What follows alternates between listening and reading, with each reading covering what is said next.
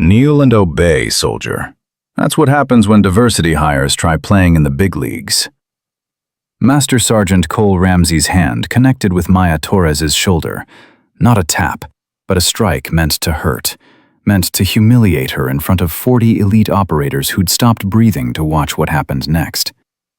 She was 5 feet 5 inches and 135 pounds of compact muscle that had spent 4 classified years teaching CIA paramilitary officers how to kill with their bare hands.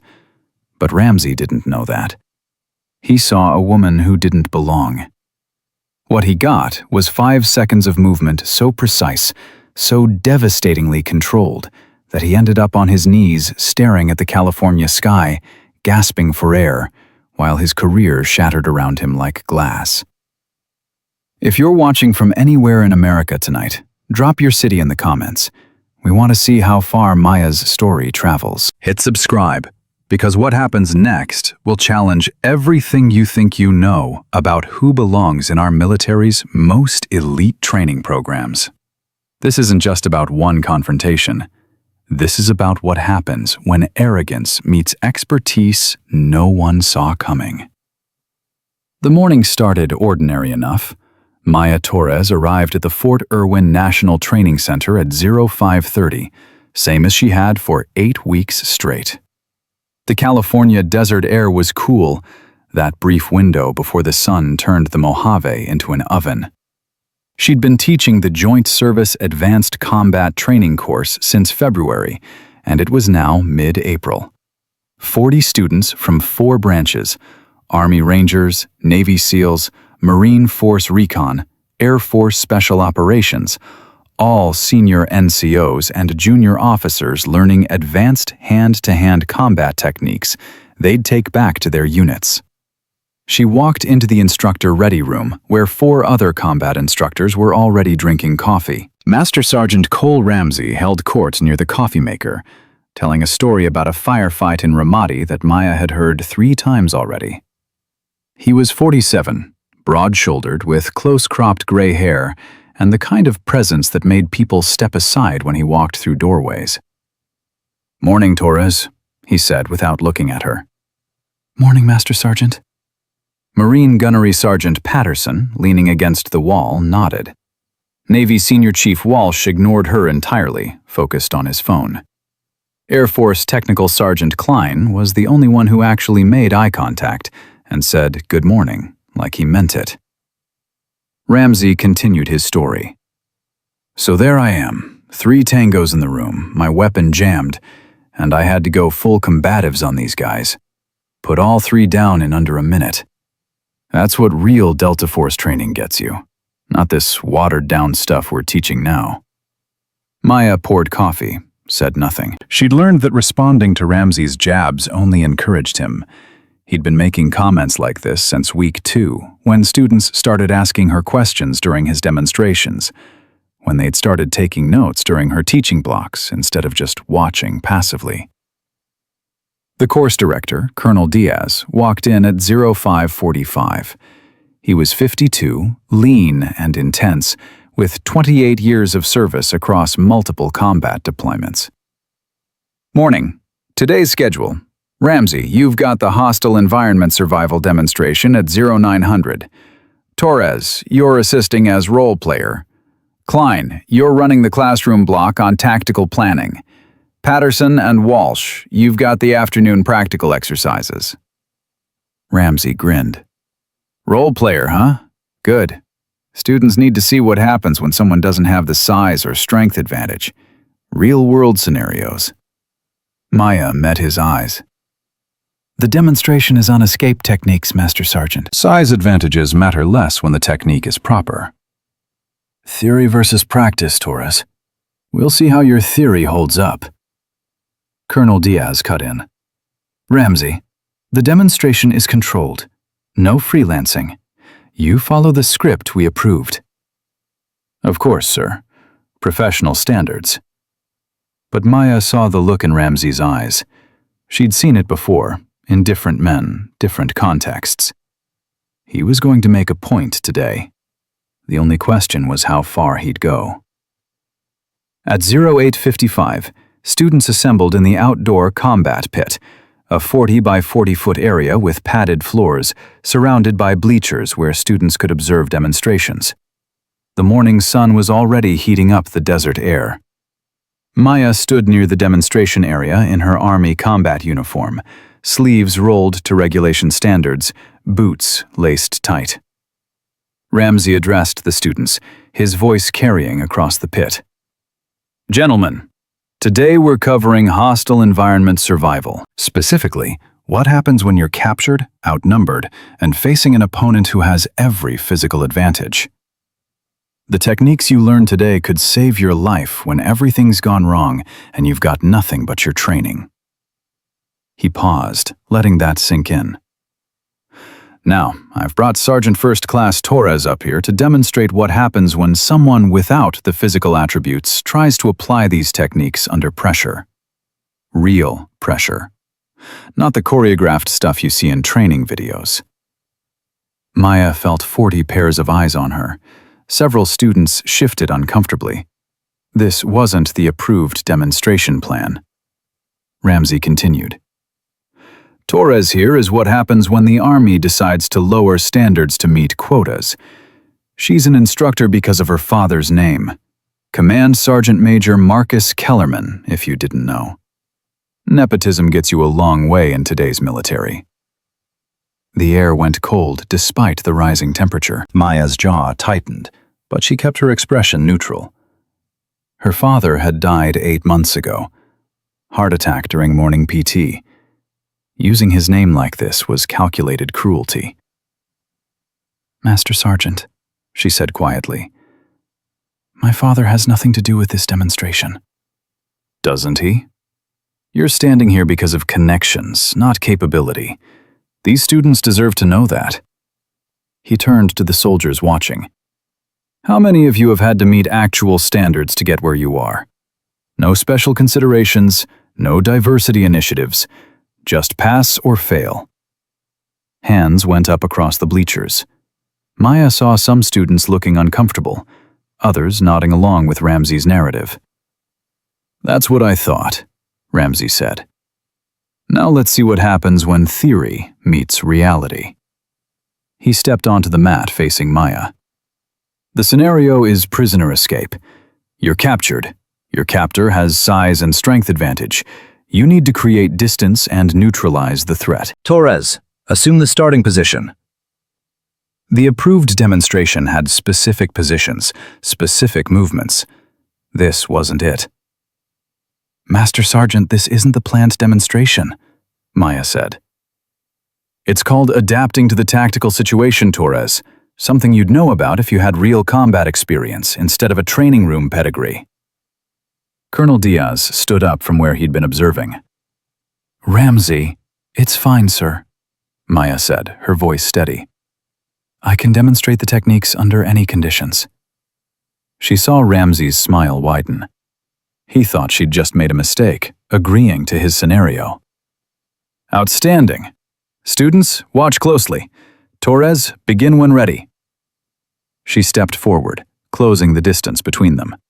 Ramsey immediately grabbed her shoulder, not the approved control position, but an aggressive grip designed to hurt, to dominate. "In a real situation," he announced to the students, "your captor isn't going to be gentle. They're going to use pain compliance, intimidation. Torres here probably thinks she can just ask nicely for him to let go." His grip tightened on her shoulder, fingers digging in. Maya's expression didn't change, but she felt the old injury flare. The shoulder she'd damaged 3 years ago in a training accident that still woke her up some nights. "Nothing to say, Torres? No clever techniques from your daddy's handbook?" That was the line. The one that made her decision. She'd been planning to use the approved technique, the one that was gentle and educational. But Ramsey had crossed into something else. He'd weaponized her father's memory, used her injury against her, and turned this demonstration into a public humiliation designed to destroy her credibility. Maya's voice came out cold and clear. "Students, watch the hand position. Note how the aggressor's overconfidence creates exploitable weaknesses. Then she moved. Her left hand snapped up, gripping Ramsey's wrist at a precise angle. Her right hand trapped his elbow. She stepped in, rotated her hips, and Ramsey's world tilted. His own forward pressure became his enemy. The joint lock she applied was technically perfect, forcing him into a position where his only options were to kneel or have his elbow dislocated. He went to his knees hard, his face hitting confusion first, then shock, then something like fear. The entire movement took less than 5 seconds. Maya held the position just long enough for every student to see it clearly, then released him and stepped back. The combat pit was absolutely silent. Ramsey knelt there, gasping, his face red. That was an unauthorized technique. I could have dislocated your elbow, Maya said, her voice still calm, still professional. I didn't. That was control, Master Sergeant. The difference between capability and application. Students, note that the technique works regardless of size differential when executed properly. The aggressor's strength becomes irrelevant. Ramsey struggled to his feet, his expression murderous. That's it. You're done, Torres. Colonel, I'm filing a formal complaint. This soldier used dangerous, unauthorized techniques in a training environment. She's a threat to student safety. Colonel Diaz walked down to the mat, his face unreadable. Master Sergeant Ramsey, you deviated from the approved demonstration plan. You made it personal. You created the situation that required Sergeant First Class Torres to respond. She could have refused to participate. She's an instructor following orders to assist in a demonstration. You're a senior NCO who used a training evolution for personal harassment. Diaz turned to the students. This demonstration is concluded. Break for 15 minutes, then report to Classroom 3 for Technical Sergeant Klein's block on tactical planning. Students filed out, whispering among themselves. Maya saw some looking at her with new respect, others confused, a few still skeptical. Ramsey wasn't done. This isn't over, Torres. I'm going to the commander. I'm going to the Inspector General if I have to. You don't get to assault a senior NCO and walk away. Then file your complaint, Master Sergeant, she said quietly. I'll be in the instructor office writing my statement. She walked away, her shoulder throbbing where he'd gripped it, her hands shaking slightly from the adrenaline she'd kept locked down during the demonstration. Behind her, she heard Ramsey telling Patterson and Walsh that she'd crossed a line, that she'd used techniques she couldn't justify, that her career was finished. Maya went to the instructor office, sat at her desk, and started writing her statement. She kept it factual. What Ramsey said, what he did, how she responded, why the technique she used was appropriate for the situation. She didn't mention how his words about her father had landed like physical blows. She didn't mention that she'd chosen the gentlest response in her arsenal when she could have hurt him badly. She didn't mention that every technique she'd demonstrated in 8 weeks came from 4 years of classified work at a CIA training facility where she'd helped develop combat doctrine for paramilitary officers operating in denied areas. She couldn't mention that. It was still classified. Her phone buzzed. Text from Colonel Diaz. My office, 1300 hours. Bring your statement. Maya finished writing, printed the document, and sat back in her chair. Through the window, she could see students gathering in small groups, probably discussing what they'd witnessed. Ramsey was holding court with Patterson and Walsh near the parking lot, his gestures animated, his face still red. The door opened.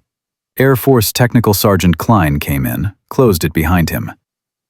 That was impressive, he said. I've seen Ramsey intimidate a lot of instructors.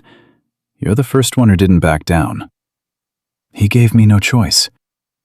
You could have walked away, refused to participate, and validated everything he said about me? That I'm here because of connections, not capability? Maya shook her head. No. He wanted to make an example of me. He got one. Just not the example he wanted. Klein sat on the edge of the desk. You know he's not going to let this go. He's got friends in high places. Former Delta guys stick together. Let him file his complaints. I responded appropriately to an aggressive training scenario. Torres, I'm not arguing with you. I'm trying to warn you. Ramsey doesn't play fair. He's going to make this about you being dangerous, unstable, unqualified. He's going to use every contact he has. Then I'll deal with it. Klein studied her for a moment. There's something about you. The way you move, the way you teach. You're not just some infantry NCO who went through combatives instructor school. Where did you really learn that stuff? Maya met his eyes. I'm not authorized to discuss previous assignments beyond what's in my official record. That's what I thought. Klein stood up. Whatever happens with Ramsey, you've got at least one instructor who will back your version. What he did was unprofessional and personal. Students saw it. I saw it. I appreciate that, Technical Sergeant.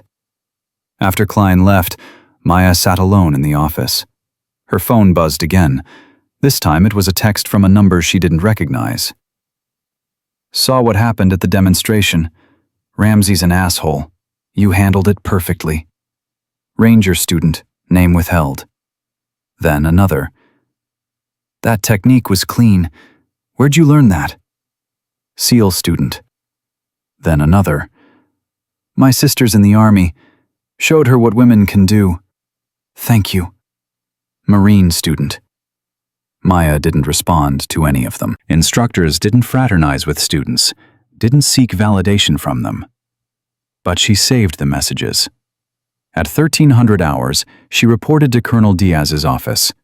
He was behind his desk, her statement in front of him, his expression neutral. Sit down, Torres. She sat. I've received Master Sergeant Ramsey's complaint. He's alleging you used unauthorized techniques, that you assaulted him during a training demonstration, and that you pose a danger to students and fellow instructors. Sir, my statement addresses... Diaz held up a hand. I've read your statement. I've also pulled the security footage from the combat pit. All 3 cameras captured the incident clearly. He turned his monitor so she could see it.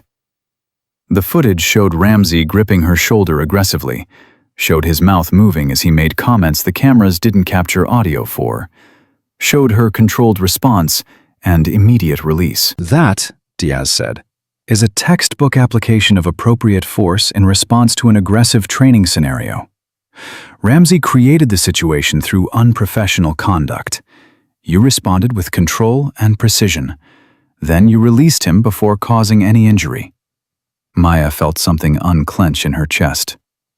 However, Diaz continued, Ramsey is a senior NCO with significant credibility in the special operations community. He's already made calls to people at Fort Bragg, at Dam Neck, at Special Operations Command. He's framing this as a dangerous instructor who needs to be removed before someone gets hurt. Sir, I've never injured a student or fellow instructor in 8 weeks of teaching. I know that, but Ramsey's building a narrative, and he's got 3 other instructors who will support his version. Patterson, Walsh, and now probably others he's called in favors from. What are you saying, sir? Diaz leaned back in his chair. I'm saying this is bigger than a training incident. This is about credibility, institutional politics, and whether we're going to let one senior NCO's ego destroy a competent instructor's career. He paused. Tell me about your shoulder, Torres, the one Ramsey grabbed. Maya's hand instinctively moved to her right shoulder. Old injury, sir. Training accident 3 years ago. Surgical repair, full recovery. What kind of training accident requires surgery at a facility that doesn't appear in your official medical records? The room went very quiet. Sir, I'm not authorized. I know you're not authorized to discuss certain assignments. I've been a colonel for long enough to recognize when someone's service record has gaps that don't make sense. infantry NCO, Ranger School graduate, then 3 years of training development at an unspecified location. Then suddenly you're here teaching techniques that SEALs and Rangers find innovative. Maya said nothing. I'm not asking you to violate classification, Diaz said. I'm telling you that Ramsey's complaint is going to force a deeper investigation. And if there's anything in your background that would help your case, now would be the time to let me know who I should contact. Maya thought about the point. About 4 years teaching CIA paramilitary officers how to survive when everything went wrong. About the techniques she'd developed that were now classified doctrine. Sir, I can provide a contact number for my security clearance officer. They can confirm that my training development assignment was legitimate, and that my instructor credentials are appropriate for this position. That's what I needed to hear. Diaz picked up his phone. Get me someone from the post commander's office. We're going to do this by the book, and we're going to do it right. Maya left the office 30 minutes later, with orders to continue her teaching duties, but to avoid any interaction with Ramsey outside of required instructor meetings. She went back to the instructor office, gathered her materials for the afternoon session, and found Ramsey waiting outside. You think you won today, he said, his voice low. You think that little stunt makes you legitimate. But I've been in this business for 23 years. I know people at every level. By the time I'm done, you'll be teaching basic training at Leonard Wood, not instructing special operations personnel. Maya looked at him, really looked at him, saw past the bluster and the anger to something else. Fear. He was afraid she'd exposed something about him, made him look weak in front of students, revealed that his credentials couldn't protect him from being wrong. Master Sergeant, she said quietly, I didn't do this to win. I did this because you made comments about my dead father and used the training demonstration to humiliate me. You created the situation. I just responded with appropriate control. Your father was a Ranger. You think that name protects you? It doesn't. It just makes you a nepotism hire trading on someone else's reputation. My father taught me that respect is earned through consistency and competence, that you don't ask others to do what you won't do yourself, that the standard matters more than the noise around it. She met his eyes. You want to file complaints? File them. You want to call in favors? Call them. But nothing you do will change what happened today. Students saw that technique work. They saw controlled application of force, and they saw which one of us maintained professional standards. She walked past him into the instructor office, closed the door, and finally let herself shake. Her phone buzzed. Text from an unknown number. This is Brigadier General Patricia Hendricks, Army Special Operations Command. Colonel Diaz provided your contact. We need to discuss your classified service record and current situation. Call this number at 1700 hours today. This is not optional. Maya stared at the message. General Hendricks was the deputy commander of RSOC. She didn't make personal calls to staff sergeants unless something significant was happening. At 1700 hours, Maya called the number from a secure line in Colonel Diaz's office. Sergeant First Class Torres. General Hendricks's voice was calm and professional. I've been briefed on today's incident. I've also pulled your complete service record, including the portions that require special access. Ma'am, You didn't intend to be publicly humiliated by a has-been Delta operator who's been dining out on credentials for 5 years? You didn't intend to demonstrate that the classified training you provided to CIA personnel translates effectively to conventional special operations instruction? Maya said nothing. Torres, here's your situation. Master Sergeant Ramsey has called in favors from people who matter. He's building a case that you're dangerous and unqualified. What he doesn't know is that I've spent the last 4 hours talking to your former commanding officer at the point, reviewing your training development work and confirming that every technique you've taught at Fort Irwin is approved doctrine that's already being used by Ground Branch and Special Activities Center. Ma'am, I'm not finished. Ramsey wants an investigation? He's going to get one. But it's not going to be the investigation he expects. Colonel Diaz is implementing a mandatory instructor validation exercise. Every combat instructor at Fort Irwin will demonstrate teaching effectiveness, technical proficiency, and performance under realistic conditions. All of you. No exceptions. Maya felt her stomach drop. Ma'am, I can't reveal classified training without authorization. You won't have to. I'm authorizing limited disclosure of your training development background to a select evaluation team. Not the full details, but enough to establish your credentials are legitimate and your techniques are approved at the highest levels. Master Sergeant Ramsey will fight this. Let him fight. He's about to learn that the military doesn't care about his feelings. It cares about whether instructors can actually teach combat-effective techniques that keep soldiers alive. General Hendricks paused. Torres, your father was Command Sergeant Major Marcus Kellerman. I served with him in Afghanistan in 2009. He was one of the finest NCOs I ever met. What Ramsey said about him today was disgraceful. Maya's throat tightened. You knew my father? I did, and he'd be proud of how you handled yourself today. You didn't escalate beyond necessity. You demonstrated control. You maintained standards even when someone was trying to break you. Another pause. The validation exercise starts in 48 hours. Be ready to demonstrate everything you know. And Torres, don't hold back this time. The call ended. Maya sat in the empty office as evening settled over Fort Irwin. In 48 hours, she'd have to prove herself all over again. But this time, it wouldn't be to someone trying to humiliate her. This time, it would be to evaluators who understood exactly what she'd been trained to do. And Master Sergeant Cole Ramsey was about to learn that the woman he'd tried to destroy had been keeping secrets that would make his Delta Force credentials look like participation trophies. The validation exercise briefing happened at 0600 hours in the main conference room.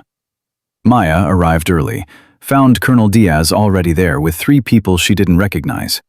One was a woman in civilian clothes with the posture of someone who'd spent decades in uniform. The other 2 were men, one Navy, one Army, both wearing minimal insignia that told her exactly nothing about who they really were. Ramsey walked in at 0559, Patterson and Walsh flanking him like bodyguards. He saw the strangers and his confidence faltered for just a second before the mask came back up. Gentlemen, ladies, Colonel Diaz began. This is the evaluation team for the instructor validation exercise. I'll let them introduce themselves. The woman in civilian clothes stood. She was maybe 55, gray hair pulled back, eyes that had seen things most people couldn't imagine. I'm Director Sarah Chen. That's all you need to know about my current position. What you should know is that I've spent 30 years evaluating training programs across the Department of Defense and other agencies. The Navy officer went next. Commander Blake Foster, Naval Special Warfare Development Group. I evaluate instructor performance for SEAL training programs. The Army officer was last. Command Sergeant Major Robert Hayes, 75th Ranger Regiment. I assess combatives' training effectiveness across special operations. Ramsey relaxed slightly. These were his people, special operations evaluators who'd understand real credentials, real experience. Maya saw him exchange a look with Patterson that said he thought this would go his way. Director Chen continued.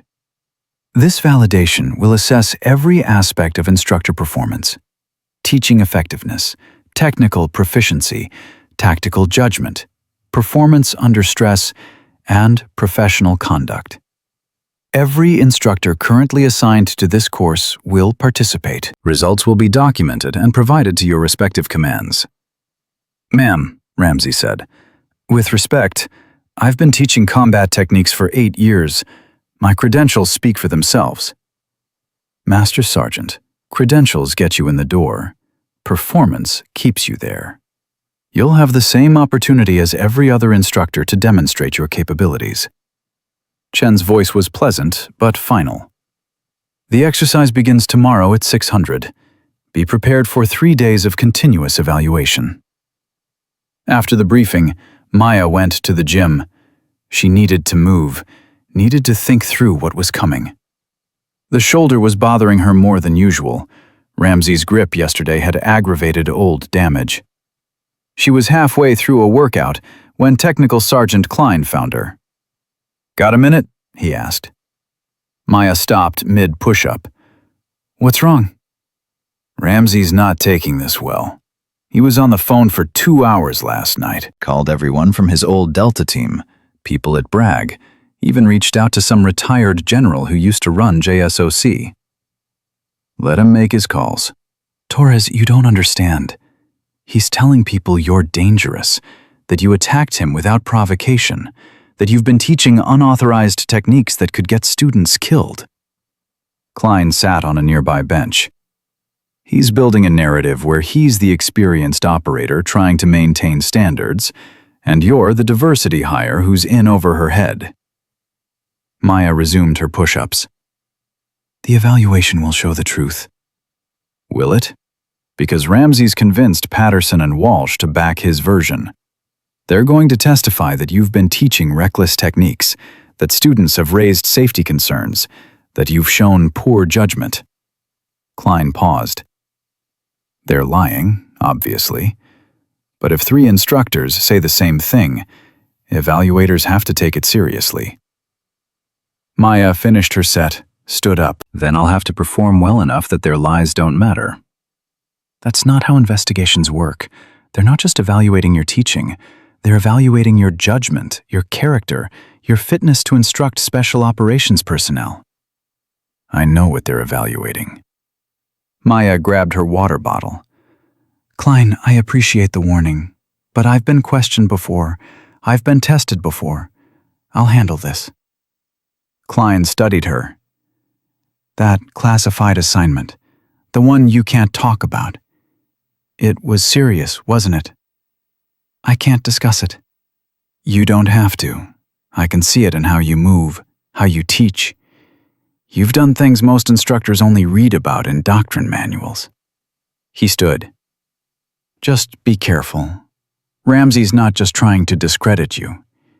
He's trying to destroy you." After Klein left, Maya finished her workout and headed back to her quarters. Her phone buzzed with a text from an unknown number. "This is CSM Hayes from the evaluation team. Need to speak with you privately. Coffee shop off post, 1900 hours. Come alone." Maya stared at the message. Evaluators weren't supposed to meet with subjects privately before an assessment. This violated every protocol she knew. She texted back, "Is this official?" The response came immediately. "No, but necessary. Your father and I served together. You need to know what you're walking into." Maya's chest tightened. Her father had served with so many people over 28 years that she couldn't track them all. But if this man knew Marcus Kellerman well enough to invoke his name, maybe she should listen. At 1900 hours, she drove to a coffee shop 15 minutes from base.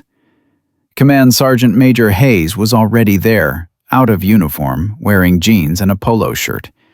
He was probably 60, lean and weathered, with scars on his hands that spoke of decades in hard places. Maya sat across from him. "You knew my father?" "Afghanistan, 2007. He was Regimental Sergeant Major for 75th Rangers. I was a company first sergeant. He saved my life during an ambush in Helmand Province." Hayes slid a photo across the table. 2 younger men in combat gear, arms around each other's shoulders, both grinning. Maya recognized her father immediately. Her throat closed up. "I've never seen this picture." "He gave me a copy right before we redeployed. Said if anything happened to him, I should make sure his daughter knew he died doing what he loved." Hayes pulled the photo back. He talked about you constantly, how you'd gone to ranger school, how you'd passed on your first try, how proud he was that you met the standard without excuses. Why are you telling me this? Hayes leaned forward. Because tomorrow, you're walking into an evaluation designed to destroy you. Ramsey's got friends on the evaluation team, not me, not Foster, but he's made calls to people who matter. He's framing this as a dangerous instructor who needs to be removed before she gets students killed. Director Chen seems professional. Chen is professional. She's also under pressure from people above her pay grade, who've been told by Ramsey's Delta buddies that you're a problem. Hayes paused. Your father taught me that when someone tries to break you, you don't defend, you attack. You make them prove their accusations, while you prove your competence so thoroughly they look like fools. I'm planning to do exactly that. Are you? Because I've read your official service record. Infantry NCO, Ranger School, 3 years of vague training development work, then instructor duty. On paper, you're qualified, but not exceptional. Ramsey has Delta Force, multiple combat deployments, instructor credentials from every special operations school in existence. On paper, he wins the credibility fight. Maya's hands clenched around her coffee cup. My training development work was classified. I can't discuss it. I know it was classified. I also know that General Hendricks authorized limited disclosure to the evaluation team. But limited disclosure means they know you did something classified, not what you actually did or how good you were at it. Hayes met her eyes. Torres, I'm breaking protocol by meeting with you, but your father would have wanted someone to look out for you. So here's what you need to know. Ramsey's planning to throw the first 2 evaluation events. Deliberately perform poorly so he can claim the stress got to him, that he's human, that even experienced operators have bad days. Why would he do that? Because then, in the final events, he'll perform at his actual level. He'll show vulnerability, followed by competence. It's a psychological play. Makes him look honest and self-aware, while making your consistent high performance look robotic and suspicious. Hayes pulled out his phone, showed her a text message. It was from a number she didn't recognize. Ramsey told Patterson the plan. Struggle early, dominate late. Make Torres look like a machine instead of a teacher. Where did you get this? Patterson's getting cold feet. He doesn't want to be part of destroying someone's career over Ramsey's ego. He sent this to a mutual friend, who sent it to me. Hayes put the phone away. You can't use this information directly, but you can adjust your strategy. Don't just demonstrate technical proficiency. Show humanity. Show teaching moments. Show that you're not a robot executing techniques, but an instructor who cares about whether students survive. Maya absorbed this. Why are you helping me? Because your father helped me when no one else would. Because I've watched Ramsey's type destroy good soldiers for 20 years, and I'm tired of it. And because, Hayes paused, seemed to make a decision. Because I've seen the techniques you teach.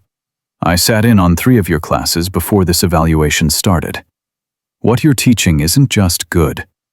It's better than what we're currently using in Ranger Regiment. And if Ramsey destroys you, those techniques disappear with you. He stood to leave, then turned back. One more thing. There's a 4th evaluator arriving tomorrow. Someone Ramsey doesn't know about. Someone who specifically requested to observe your performance. I don't know who it is, but General Hendricks personally approved their participation. That tells me it's someone significant. After Hayes left, Maya sat in the coffee shop for another hour, thinking. Ramsey was playing psychological games, manipulating the evaluation, calling in favors. He wasn't just trying to win. He was trying to make sure she couldn't. Her phone buzzed. Text from General Hendricks. The 4th evaluator is someone from your previous assignment. They've been authorized to provide context the others don't have. Don't acknowledge them publicly. Trust the process. Maya's heart rate kicked up. Someone from the point. Someone who knew what she'd actually done, how she'd actually trained, what her capabilities really were. The next morning at 05:45, all 5 instructors assembled in the combat pit. The evaluation team was there, plus one new person, a man in civilian clothes, maybe 50, with the build of someone who'd spent a lifetime in special operations. He didn't introduce himself, just nodded at Director Chen and took a seat away from the other evaluators. Maya recognized him immediately. Jack Morrison, former CIA Special Activities Division, now running training programs at the point. He'd been her commanding officer for 2 years. He'd watched her develop techniques, test them under live fire conditions, train officers who'd go into denied areas with nothing but what she'd taught them. He met her eyes for half a second, his expression neutral, then looked away. Ramsey noticed the 4th evaluator but didn't seem concerned. Just another observer, probably someone's administrative requirement. Director Chen stood. First evaluation. Teaching effectiveness under observation. Each instructor will teach a complex technique to 4 students with no prior experience. Students will be selected randomly. You'll have 20 minutes to teach. Then, students will demonstrate the technique against full resistance from a qualified opponent. Scoring is based on percentage of successful executions. Ramsey went first. He selected a weapon retention technique, technically sound but complex, requiring precise timing and multiple steps. His teaching was confident but rushed, demonstrating the technique twice, then having students practice.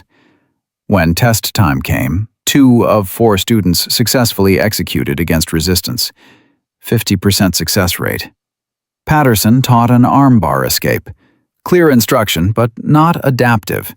When one student struggled with grip strength, Patterson just told him to be stronger. 3 of 4 successful executions, 75%. Walsh taught a choke defense. Solid fundamentals, but no troubleshooting when students made mistakes.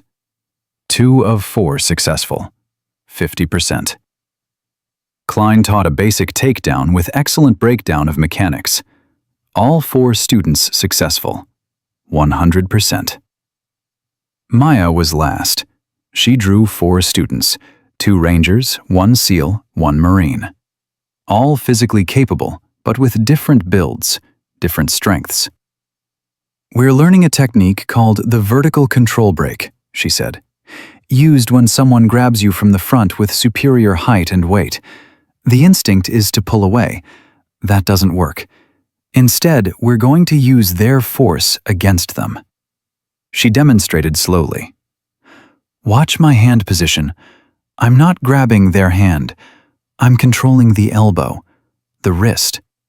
Small movements that redirect large forces. One of the Rangers, a big kid, maybe 23 years old, raised his hand. Sergeant First Class, what if they're too strong? What if I can't control the elbow? You're not controlling it through strength. You're controlling it through angle and timing. Let me show you. Maya had him grab her in the starting position. He was 6 feet 2 inches and probably 220 pounds. She was 5 feet 5 inches and 135. Grab me like you mean it. Don't hold back. He gripped her shoulders hard. Maya's injured shoulder flared, but her expression stayed calm. Feel how tight his grip is? Now watch. She moved, not fighting his strength, but redirecting it. His grip became his weakness. The elbow control forced him off balance. He stumbled forward, releasing automatically. Again, she said. This time watch my feet. I'm not pulling. I'm stepping offline and using his forward momentum. They practiced for 15 minutes. Maya circulated, corrected small details, adapted the technique when the smaller Marine struggled with the larger opponents. If you don't have the reach, control the wrist first, then transition to elbow. Different entry, same result. Test time. All 4 students executed successfully against full resistance. 100%. Jack Morrison made a note. So did Commander Foster. Ramsey's jaw tightened. Second evaluation came after lunch, performance after physical stress. Each instructor ran an 8-mile course with 40-pound rucksack, then immediately demonstrated their primary teaching specialty. Ramsey finished first, barely winded. His demonstration afterward was strong but rushed, movements precise but explained poorly. He was showing off, not teaching. Maya finished fourth, her shoulders screaming by mile 6. When she demonstrated her techniques afterward, her breathing was controlled, her movements economical, her explanations clear despite obvious fatigue. Command Sergeant Major Hayes watched her carefully. So did Morrison. That evening, Maya was walking back to her quarters when Patterson intercepted her. "We need to talk," he said, glancing around to make sure they were alone. "I don't think that's appropriate during an evaluation." "Torres, just listen. Ramsey's planning something for tomorrow. The tactical problem-solving event. He's got a scenario prepared that's designed to make you fail." "How do you know?" "Because he asked me to help design it. A hostage situation with impossible parameters. You can't save everyone. You have to choose who dies. He thinks you'll freeze or make an emotional decision. He's going to present a ruthless but tactically sound solution that accepts casualties as necessary." Maya studied him. "Why are you telling me this?" Patterson looked miserable. "Because I've got a daughter. She's 17. She wants to join the Marines. And watching Ramsey try to destroy you for being good at your job, it's making me think about what kind of Marine Corps I want her to join." He paused. "I'm not going to back Ramsey's lies anymore. I'm telling the evaluation team the truth tomorrow. That you're a good instructor. That his complaints are personal, not professional." "That'll end your friendship with him?" "Good. It should have ended when he asked me to lie." After Patterson left, Maya sat on her bunk and finally let herself feel the exhaustion. 3 days of constant evaluation, constant performance, constant scrutiny. Her shoulder hurt. Her legs hurt. Everything hurt. Her phone buzzed. Text from Morrison.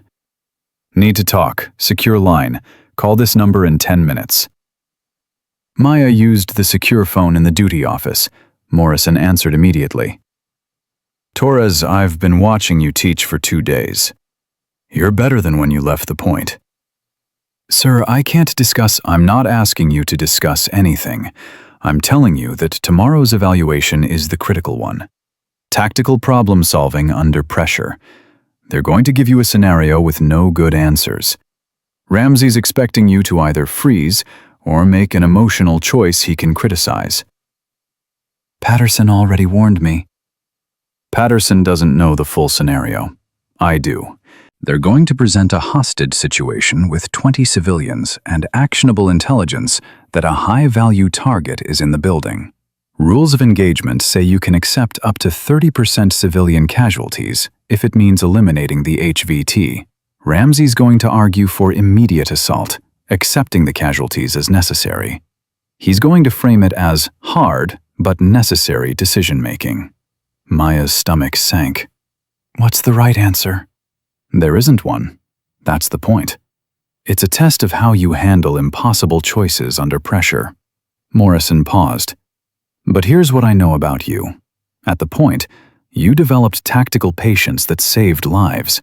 You taught officers to gather intelligence before acting, to use time as a weapon when they had it. That's what I need you to remember tomorrow." "They'll say I'm indecisive." "Let them. Then show them why patience wins."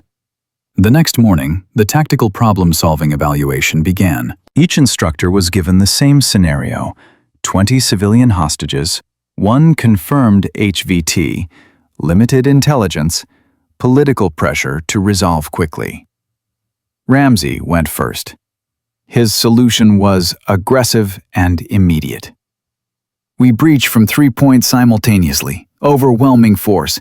Accept calculated civilian casualties to ensure HVT neutralization. Mission success trumps humanitarian concerns. That's the reality of special operations.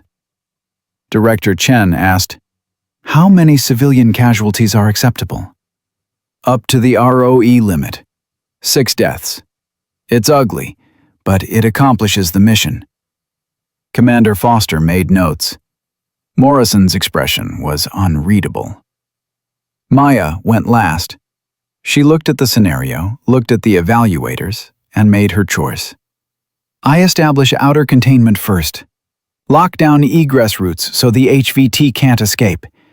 Then I use drone and thermal surveillance to gather more intelligence about hostage positions and HVT location within the building." This buys time to develop a precision strike plan that minimizes civilian casualties while still ensuring mission success. "That takes too long," Ramsey interrupted. "The political pressure requires immediate action." Maya looked at him. Political pressure doesn't change physics. A rushed assault kills hostages. A patient approach with better intelligence saves lives and still accomplishes the mission. She turned to the evaluators. "I've seen rushed operations fail. I've seen patient operations succeed. Time is a weapon when you have it. We have it here." Director Chen leaned forward. "What if the HVT escapes during your intelligence gathering phase?" "That's why we establish containment first. He can't escape if we control every exit. And if intelligence reveals he's preparing to execute hostages, we have response teams positioned to breach immediately. Patience doesn't mean passivity. It means acting from a position of knowledge instead of assumption." Morrison asked his first question of the entire evaluation. "Where did you learn that approach?" Maya met his eyes, understanding what he was really asking. "From operations where patients saved lives and rushing killed them, sir." The room went quiet. That night, after the day's evaluations concluded, Maya found a note slipped under her door. "Final evaluation tomorrow. Full contact technical demonstration. Be ready for anything. Hayes." She crumpled the note and lay on her bunk, staring at the ceiling. One more day. One more test. Then this would be over, one way or another. Her phone buzzed. Text from her security clearance officer. "General Hendricks has authorized Morrison to testify about your work at the point if necessary. Limited disclosure, but enough to establish your credentials. He'll make that decision based on how tomorrow goes." Maya closed her eyes and thought about her father. About Command Sergeant Major Marcus Kellerman, who'd taught her that the standard mattered more than the noise around it. Tomorrow, she'd find out if meeting that standard was enough. The final evaluation day started with news that spread through Fort Irwin like wildfire. Walsh had withdrawn from the instructor program entirely, submitted his resignation effective immediately. No explanation, just gone. Patterson found Maya in the instructor office at 0530, looking shaken. "Walsh couldn't handle it," Patterson said. "Ramsey pushed him to fabricate a safety incident report about you. Wanted him to claim he'd witnessed you injure a student during training. Walsh refused, and Ramsey told him he was either with him or against him." Maya looked up from her coffee. "So he chose neither." "He chose not to lie. That's something." Patterson sat down heavily. "Torres, I need you to know, I've told the evaluation team everything." "How Ramsey's been undermining you since week 2. How he coordinated with me and Walsh to question your credentials in front of students. How he planned yesterday's demonstration to humiliate you." He paused. "I'm probably done as an instructor after this." "You did the right thing." "Did I? Because it feels like I'm just trying to save my own career by betraying someone I called a friend." Patterson's hands shook slightly. He called me last night, said I was dead to him, said everyone in the Marine Special Operations community would know I'm a traitor. He's scared, Patterson. People who are winning don't threaten. They don't have to. Before Patterson could respond, Colonel Diaz walked in. Torres, Patterson. Evaluation team wants everyone assembled in 15 minutes. Final event's been modified. Maya's stomach tightened. Modified how, sir? They're not telling me. Just said to have all instructors ready for full contact demonstration under adverse conditions. Diaz met her eyes. Whatever happens today, remember you've already proven yourself. The rest is just documentation. At 0600, all 4 remaining instructors stood in the combat pit. The evaluation team was there, plus Jack Morrison, plus 2 new people Maya didn't recognize, both in civilian clothes, both with the look of people who'd seen serious action. Director Chen stood. Final evaluation has been restructured based on new information received last night. Instead of individual demonstrations, we're conducting integrated scenario testing. Each instructor will face a progressive resistance opponent in protective gear. Scoring is based on technical execution, control, and teaching effectiveness under maximum stress. Ramsey smiled. This was his element. Full contact, physical dominance, proving strength. Chen continued. However, there's an additional component. After your demonstration, you'll teach the technique you just used to a student, who will then execute it against you. This tests whether your techniques are actually teachable or just dependent on your personal attributes. Ramsey's smile faded slightly. Teaching someone to beat him wasn't part of his plan.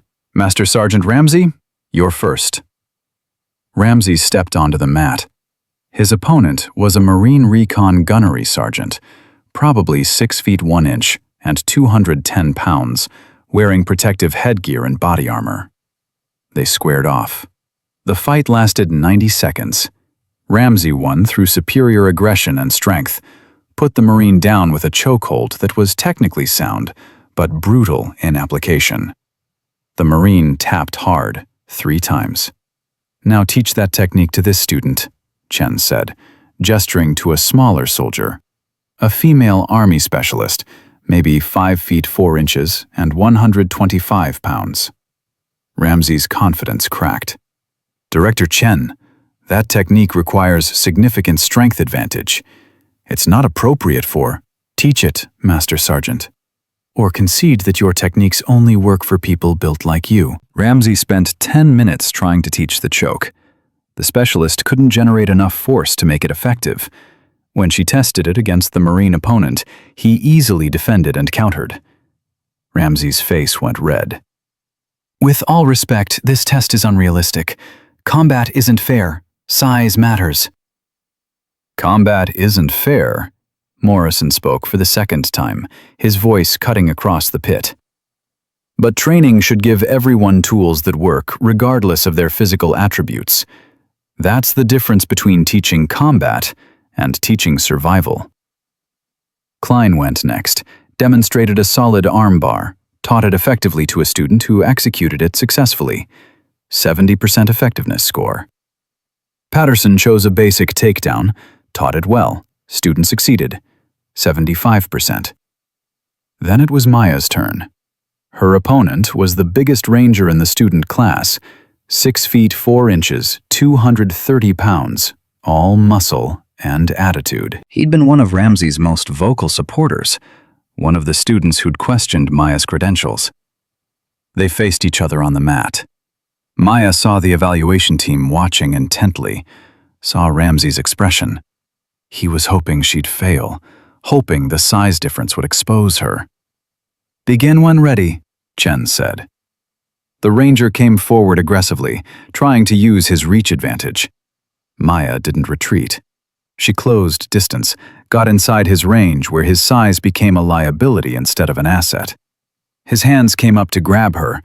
She redirected one arm, controlled the elbow, stepped offline, and used his forward momentum against him.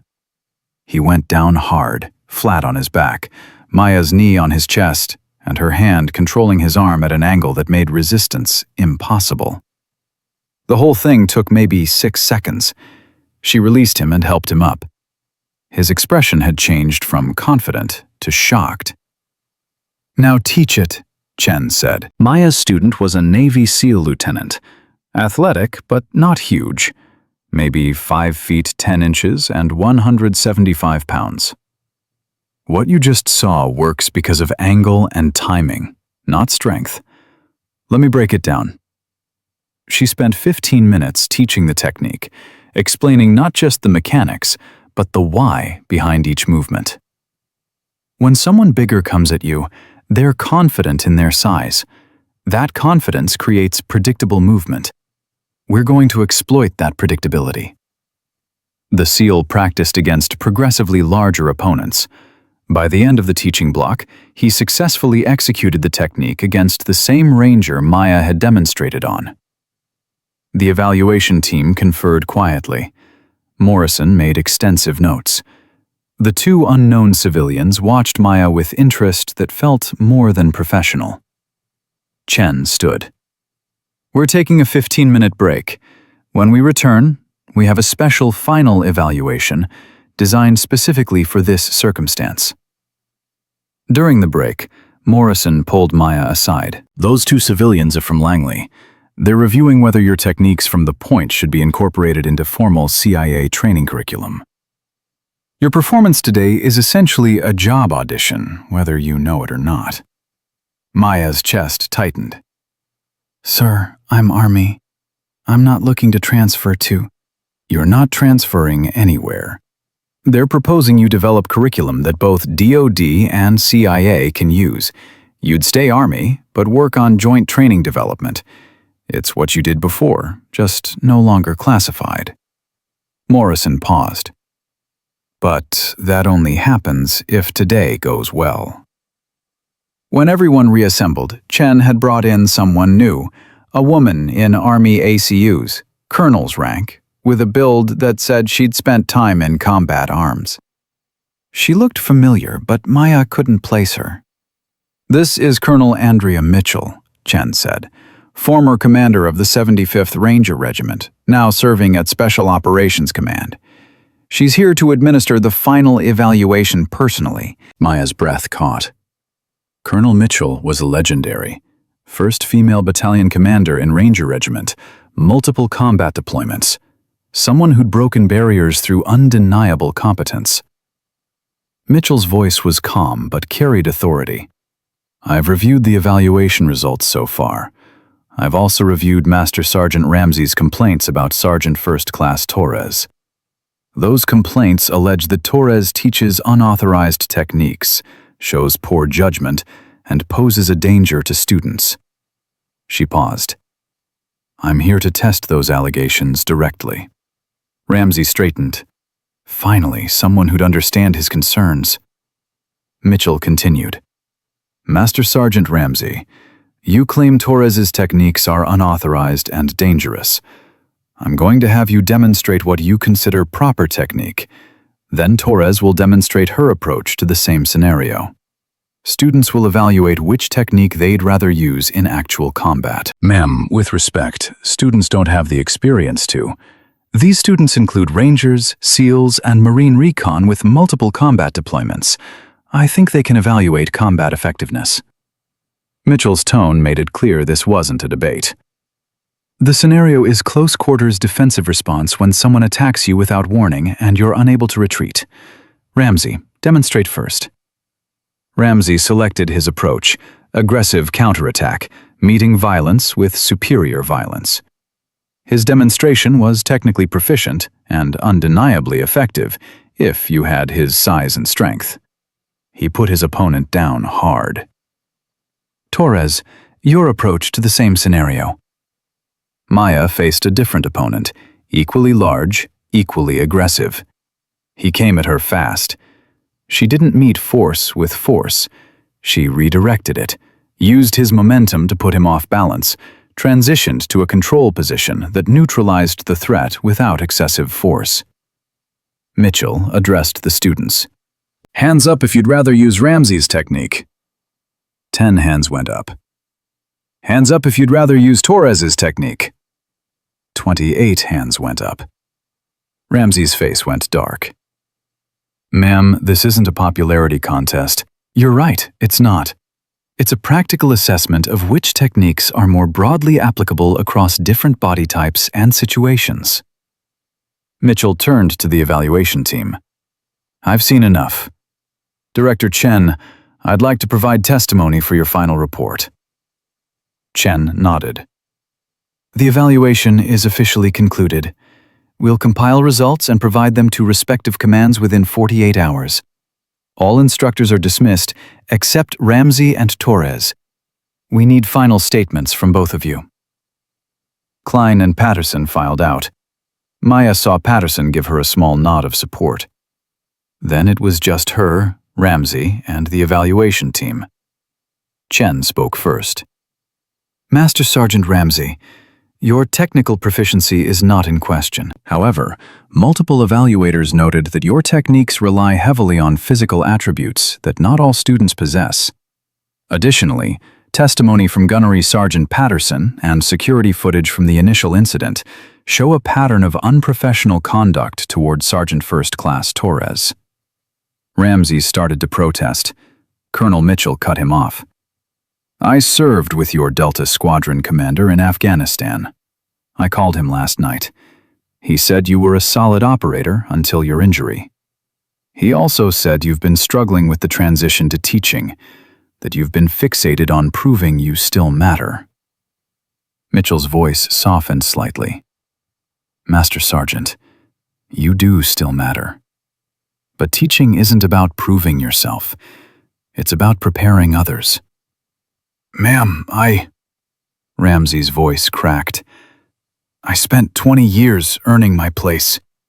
Then one bad landing destroyed my knee, and suddenly I'm teaching instead of operating." Watching Torres walk in here with her credentials hidden, watching students respect her techniques, it felt like everything I'd accomplished meant nothing. "So you tried to destroy her to make yourself feel relevant again," Morrison said bluntly. "Master Sergeant, I watched you operate in Iraq. You were good, but good operators know when to adapt. You didn't adapt. You attacked." Director Chen pulled out a folder. "Master Sergeant Ramsey, based on evaluation results and testimony, we're recommending you be removed from advanced instructor duties and reassigned to basic training instruction, where you can focus on fundamental skills teaching. You'll undergo remedial training in teaching methodology and professional conduct. Your Delta Force credentials remain valid, but your instructor certification is suspended, pending successful completion of remediation." Ramsey looked like he'd been shot. "You're ending my career over this?" "We're giving you a chance to learn how to teach properly," Chen said. "You can accept the reassignment, or you can retire. Your choice." Ramsey stood there, his world collapsing. Finally, he looked at Maya. "I was wrong about you. I was wrong about a lot of things. But I'm not going to apologize and pretend that makes it okay. I tried to destroy your career because mine was already destroyed, and I couldn't handle it." It was the first honest thing he'd said in weeks. "Master Sergeant," Maya said quietly, "your career isn't destroyed. It's just different now. Teaching matters. It's how we keep the next generation alive. That's not a demotion. It's a different kind of service." Ramsey's eyes went glassy. He nodded once, then turned and walked out of the combat pit. Chen turned to Maya. "Sergeant First Class Torres, your evaluation results are exceptional. Highest teaching effectiveness scores, highest technical proficiency, best performance under stress, and unanimous student preference for your techniques." She paused. "However, there's a complication." Maya's stomach dropped. "Ma'am, your classified training background, Multiple evaluators noted that your techniques exceed standard Army combatives doctrine. We need to address that officially before we can make recommendations about your future assignments. Morrison stood. Director Chen, I'm authorized to provide limited disclosure about Sergeant First Class Torres's training development assignment from 2018 to 2022. The room went very quiet. Morrison continued. Torres was assigned to a joint DoD-CIA training facility where she helped develop hand-to-hand combat doctrine for special operations personnel operating in denied areas. Her work included technique development, instructor training, and testing under live-fire conditions. The techniques she teaches at Fort Irwin are approved doctrine. They're just not yet broadly disseminated across conventional forces because the development program remained classified until this year. Colonel Mitchell leaned forward. You're telling us she was developing techniques for Ground Branch and Special Activities Center? Among others, yes, ma'am. Her shoulder injury, the one Master Sergeant Ramsey exploited during his demonstration, occurred during a training accident at that facility. She completed 6 months of rehabilitation, returned to duty, and finished her assignment before rotating to Fort Irwin. One of the CIA civilians spoke for the first time. Mr. Morrison, we'd like to discuss incorporating Sergeant Torres's curriculum into formal agency training programs. Her techniques show promise for our operational requirements. Chen held up a hand. Before we discuss future assignments, let's complete the current evaluation. Sergeant First Class Torres, based on your performance and newly disclosed background, we're recommending you for immediate promotion to Master Sergeant and assignment to the Special Operations Center of Excellence as Senior Combatives Curriculum Developer. You'd be responsible for updating hand-to-hand combat training across all Special Operations branches. Maya felt dizzy. Ma'am, I'm not sure I'm qualified for— You're uniquely qualified, Colonel Mitchell interrupted. You've done this work before, at the highest classification levels. Now we need you to do it openly. The military needs instructors who can teach techniques that work for everyone, not just physically dominant soldiers. You've proven you can do that. Morrison added, the assignment comes with security clearance upgrade, access to all special operations training facilities, and authority to review and modify existing doctrine. It's essentially making your previous classified work across the entire DoD. Maya thought about her father, about Command Sergeant Major Marcus Kellerman, who'd taught her the standard was the standard. This wasn't about her anymore. It was about every soldier who'd deploy with techniques that actually worked when everything went wrong. I accept the assignment, ma'am. Chen stood. Congratulations, Master Sergeant Torres. Effective immediately. Your orders will be processed within 72 hours. Dismissed. Maya walked out of the combat pit into California sunshine that felt different somehow, brighter. She saw Klein waiting near the parking lot. How bad? He asked. Ramsey's reassigned to basic training. I'm being promoted and sent to Special Operations Command. Klein's eyes widened. They're promoting you? After he tried to destroy you? They're promoting me because I proved what I can do. What he tried to destroy me for is exactly why I'm valuable. Maya looked back at the combat pit. Klein, can I ask you something?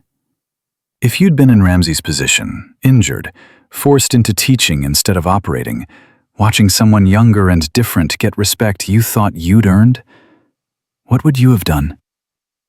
Klein thought about it. I'd like to think I would have adapted, but honestly, I don't know. The military teaches us we're only valuable when we're operational. When that ends, some guys don't know who they are anymore. He paused. Ramsey wasn't evil.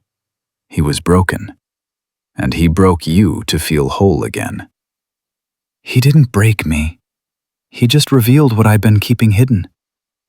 Maybe that's what needed to happen. Maybe you needed to stop hiding. That evening, Maya was packing her gear when Patterson found her. Torres, I heard about the promotion. Congratulations. Thank you. I heard you're staying on as an instructor. For now, they're keeping me under review, probably to make sure I'm actually reformed and not just covering my ass. Patterson sat on a nearby footlocker. I owe you an apology. A real one. I knew what Ramsey was doing was wrong, and I went along with it because it was easier than standing up to him. That makes me almost as guilty as he is.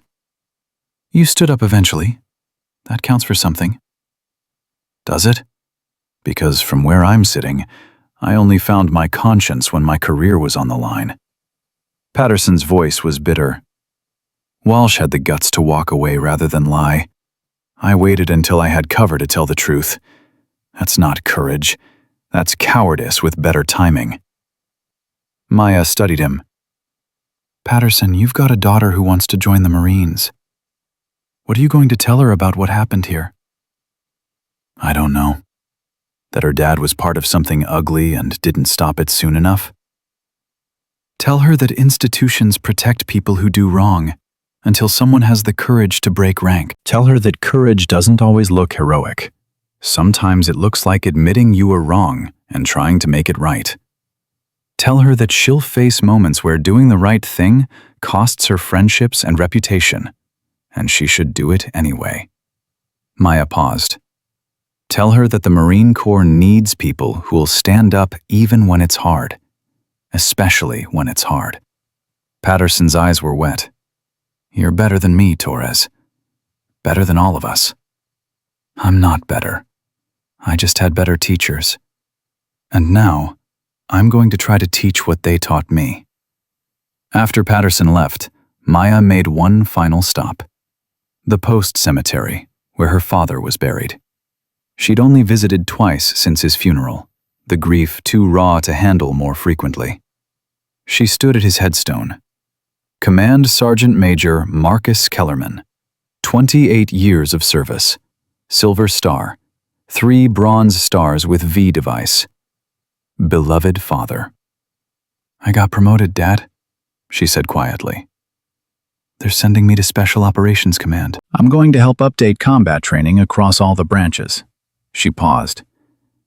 Master Sergeant Ramsey, the guy who tried to destroy me, he's being reassigned. But I don't think I won. I think the system just corrected itself, and I happened to survive the correction. A voice behind her said, Your father would disagree. Maya turned. Colonel Mitchell stood there, having approached silently. Ma'am, I didn't hear you. I served with your father in Afghanistan. He saved my life during an ambush in Khost province. Took shrapnel protecting my position while I called for air support. Mitchell moved to stand beside Maya, looking at the headstone. He talked about you constantly. His daughter, who'd passed Ranger School on her first attempt. His daughter, who met the standard without excuses.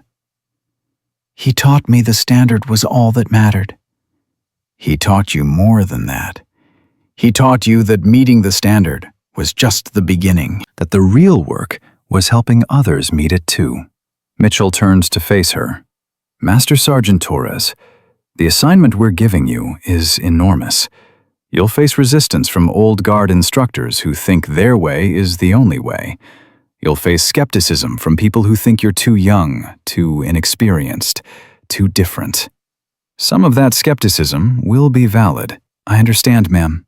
I don't think you do. Because this isn't just about updating techniques. It's about changing culture. The military has operated on physical dominance models for generations. You're proposing we shift to technical proficiency models that work regardless of physical attributes. That threatens people who built their identities on being physically dominant. Maya absorbed that. So how do I handle the resistance? The same way you handled Ramsey. You don't fight it directly. You prove it wrong through undeniable results. You teach techniques that keep soldiers alive. You document success rates. You let the data speak. Mitchell paused. And when they try to break you, and they will try, You remember that your father didn't die teaching you to give up when things got hard. After Mitchell left, Maya stood at her father's grave for a long time, thinking about the journey ahead. New assignment, new challenges, new people who'd doubt her until she proved herself all over again. Her phone buzzed. Text from Morrison. First day at new assignment is Monday. Come prepared to teach everything you know. Also, Ramsey called me. He wants to know if there's room in the basic training instructor program for someone who needs to relearn how to teach. I told him if he's serious about changing, we'll make room. Thought you should know. Maya smiled slightly. Maybe Ramsey would learn. Maybe he wouldn't. But at least he was trying. And that was more than he'd done before. She touched her father's headstone one last time. The standard is the standard, Dad. I'm going to help make sure everyone can meet it. Not just the people who look like they should. Monday morning came fast.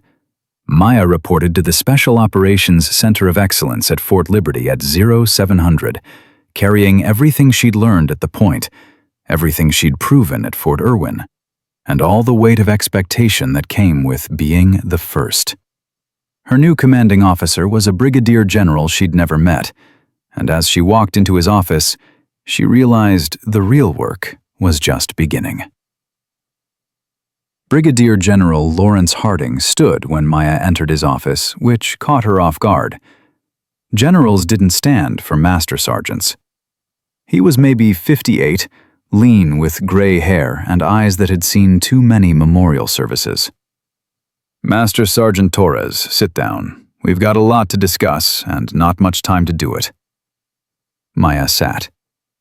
Sir, I'm ready to begin curriculum development whenever... You're not developing curriculum. Not yet. Harding pulled out a thick folder and dropped it on his desk with a sound like a judge's gavel. This is every hands-to-hand combat technique currently being taught across Army Special Operations. Ranger Regiment, Special Forces, 161st SOAR, Civil Affairs, Psychological Operations. 147 distinct techniques across 12 different schools and training programs. Maya stared at the folder. Sir, I thought I'd be updating existing doctrine. 43 of those techniques are outdated. 17 are actively dangerous if applied incorrectly. 8 are completely ineffective against opponents who know basic defensive counters. And 22 directly contradict techniques being taught at other schools, which means we've got operators from the same command using incompatible training. Harding leaned forward. Your job isn't to update doctrine, Master Sergeant. Your job is to fix a fundamentally broken training system before more soldiers deploy with techniques that'll get them killed. Maya's chest tightened. Sir, that's a much larger scope than I anticipated. You think I don't know that? You think I'd give this assignment to someone who wasn't ready? Harding opened the folder, pulled out a report. This is from Jack Morrison at the Point. He says you spent 4 years developing techniques that are now standard across CIA paramilitary operations.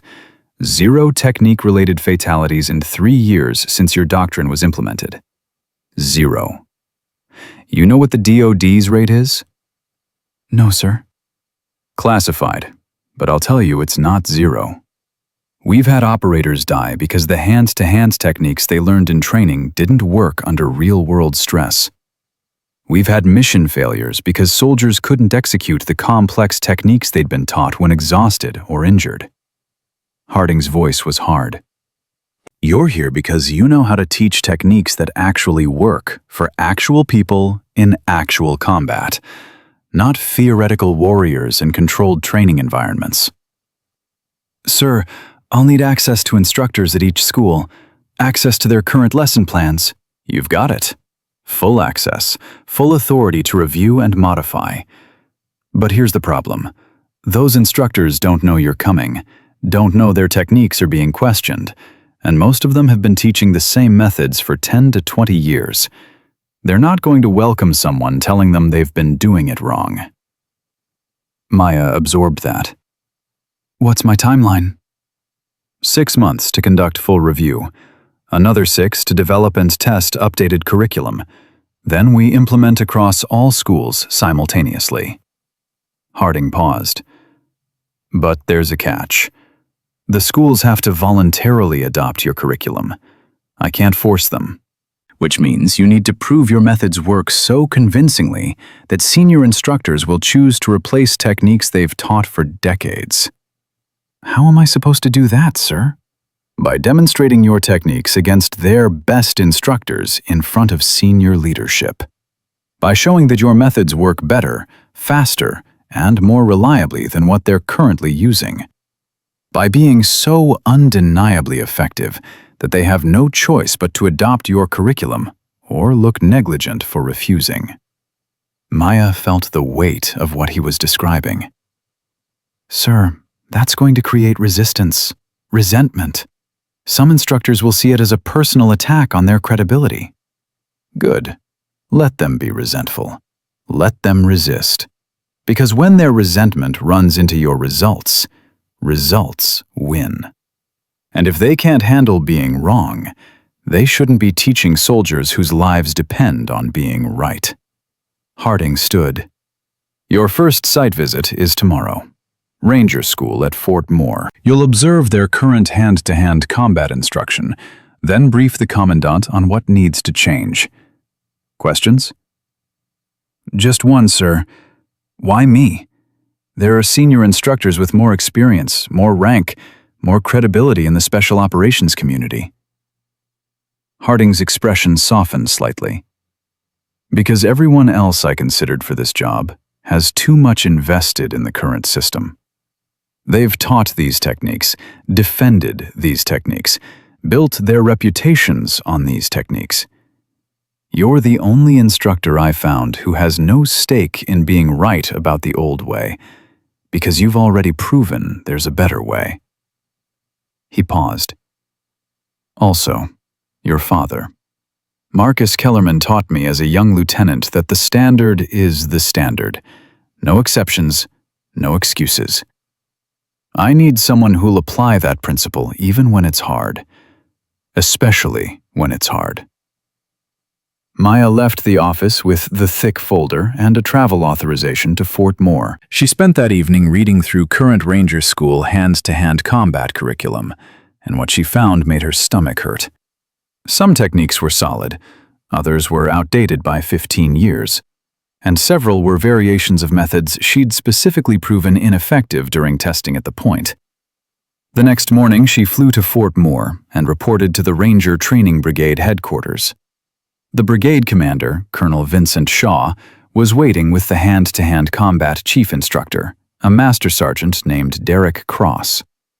Cross was 46, built like a tank, with 24 years in regiment, and the kind of presence that made people step aside. He looked at Maya the way someone might look at an audit notice from the IRS. Master Sergeant Torres, Colonel Shaw said. Master Sergeant Cross will give you full access to observe training. You'll have 2 days to conduct your review, then you'll brief me on your findings. Cross's jaw was tight. Sir, with respect, Master Sergeant Torres just got here. She hasn't seen our training in action. How can she evaluate effectiveness without understanding context? That's why she's observing, Master Sergeant. To understand context before making recommendations. After Shaw left, Cross turned to Maya. Let me be clear about something. I've been teaching hand-to-hand combat to Rangers for 12 years. I've trained over 2,000 students. My techniques have been used successfully in combat across 3 continents. So when you observe my training, remember that you're watching proven methods, taught by someone who's actually applied them downrange. Maya kept her voice neutral. I'm not here to attack your credibility, Master Sergeant. I'm here to review curriculum for potential updates. Updates. Right. That's what they told us before they sent the diversity and inclusion trainers through to make sure we weren't being too aggressive in our language. Cross's tone was bitter. Let me guess, you're going to find that my techniques are too violent, too focused on physical dominance, not inclusive enough for smaller soldiers. Master Sergeant Cross, I don't care about politics. I care about whether techniques work when everything goes wrong and soldiers need to survive. If your techniques do that, I'll document them as effective. If they don't, I'll recommend changes. It's not personal. Everything's personal when someone shows up questioning 20 years of your professional work. The observation started that afternoon. Cross taught a class of 50 Ranger students in week 4 of the course, all of them exhausted from constant training and sleep deprivation. The technique was a weapon retention sequence, what to do when someone tries to take your rifle.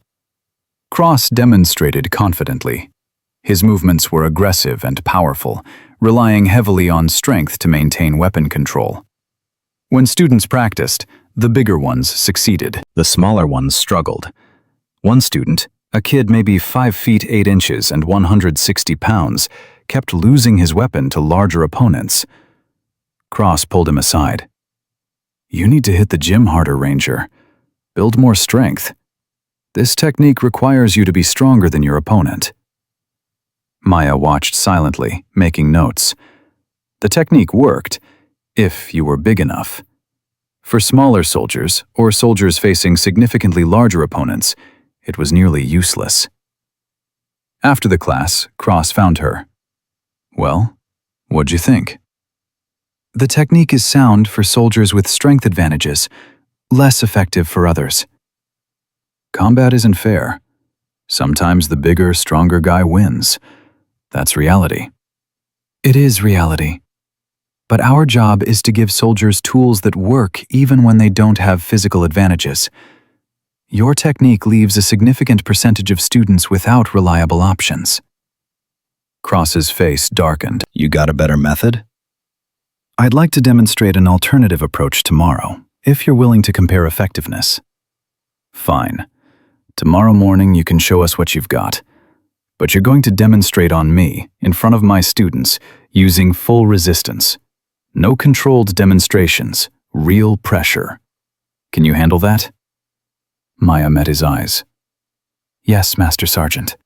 I can handle that. That evening, she called Morrison from her hotel room. I'm at Fort Moore. The chief instructor here wants to test me in front of his students tomorrow. Full resistance, public demonstration. Morrison laughed. Of course he does. Let me guess. He's been teaching the same techniques for years and sees you as a threat to his credibility. Exactly. Torres, you've trained CIA officers who operate in denied areas against foreign intelligence services. You've tested your techniques under live fire conditions. Some Ranger instructor trying to embarrass you in front of students is nothing compared to what you've already proven you can do. I know that. But if I humiliate him, I lose any chance of getting him to adopt new curriculum. He'll resist out of pride. So don't humiliate him. Demonstrate the technique effectively, then teach him why it works better than his approach. Make him part of the solution instead of the problem. Morrison paused. But Torres, if he comes at you trying to prove you don't belong, you put him on his ass. Respectfully, professionally, but definitively. Because he's not the only instructor watching this. Word spreads fast in the special operations community. The next morning, Maya arrived at the training pit at 700. 50 Ranger students were already there, plus Cross and 3 other instructors. Word had spread. Everyone wanted to see the new Master Sergeant who was reviewing their curriculum. Cross addressed the students. Rangers, this is Master Sergeant Torres from Special Operations Command. She's here to evaluate our hand-to-hand combat training. She claims she has better techniques than what we're currently teaching. I've invited her to demonstrate. He turned to Maya. Master Sergeant, you ready? Maya stepped onto the mat. The scenario is weapon retention. I'm carrying a rifle. Master Sergeant Cross is going to attempt to take it from me using maximum force. I'm going to demonstrate a retention technique that doesn't rely on strength advantage. Cross picked up a training rifle, handed it to Maya.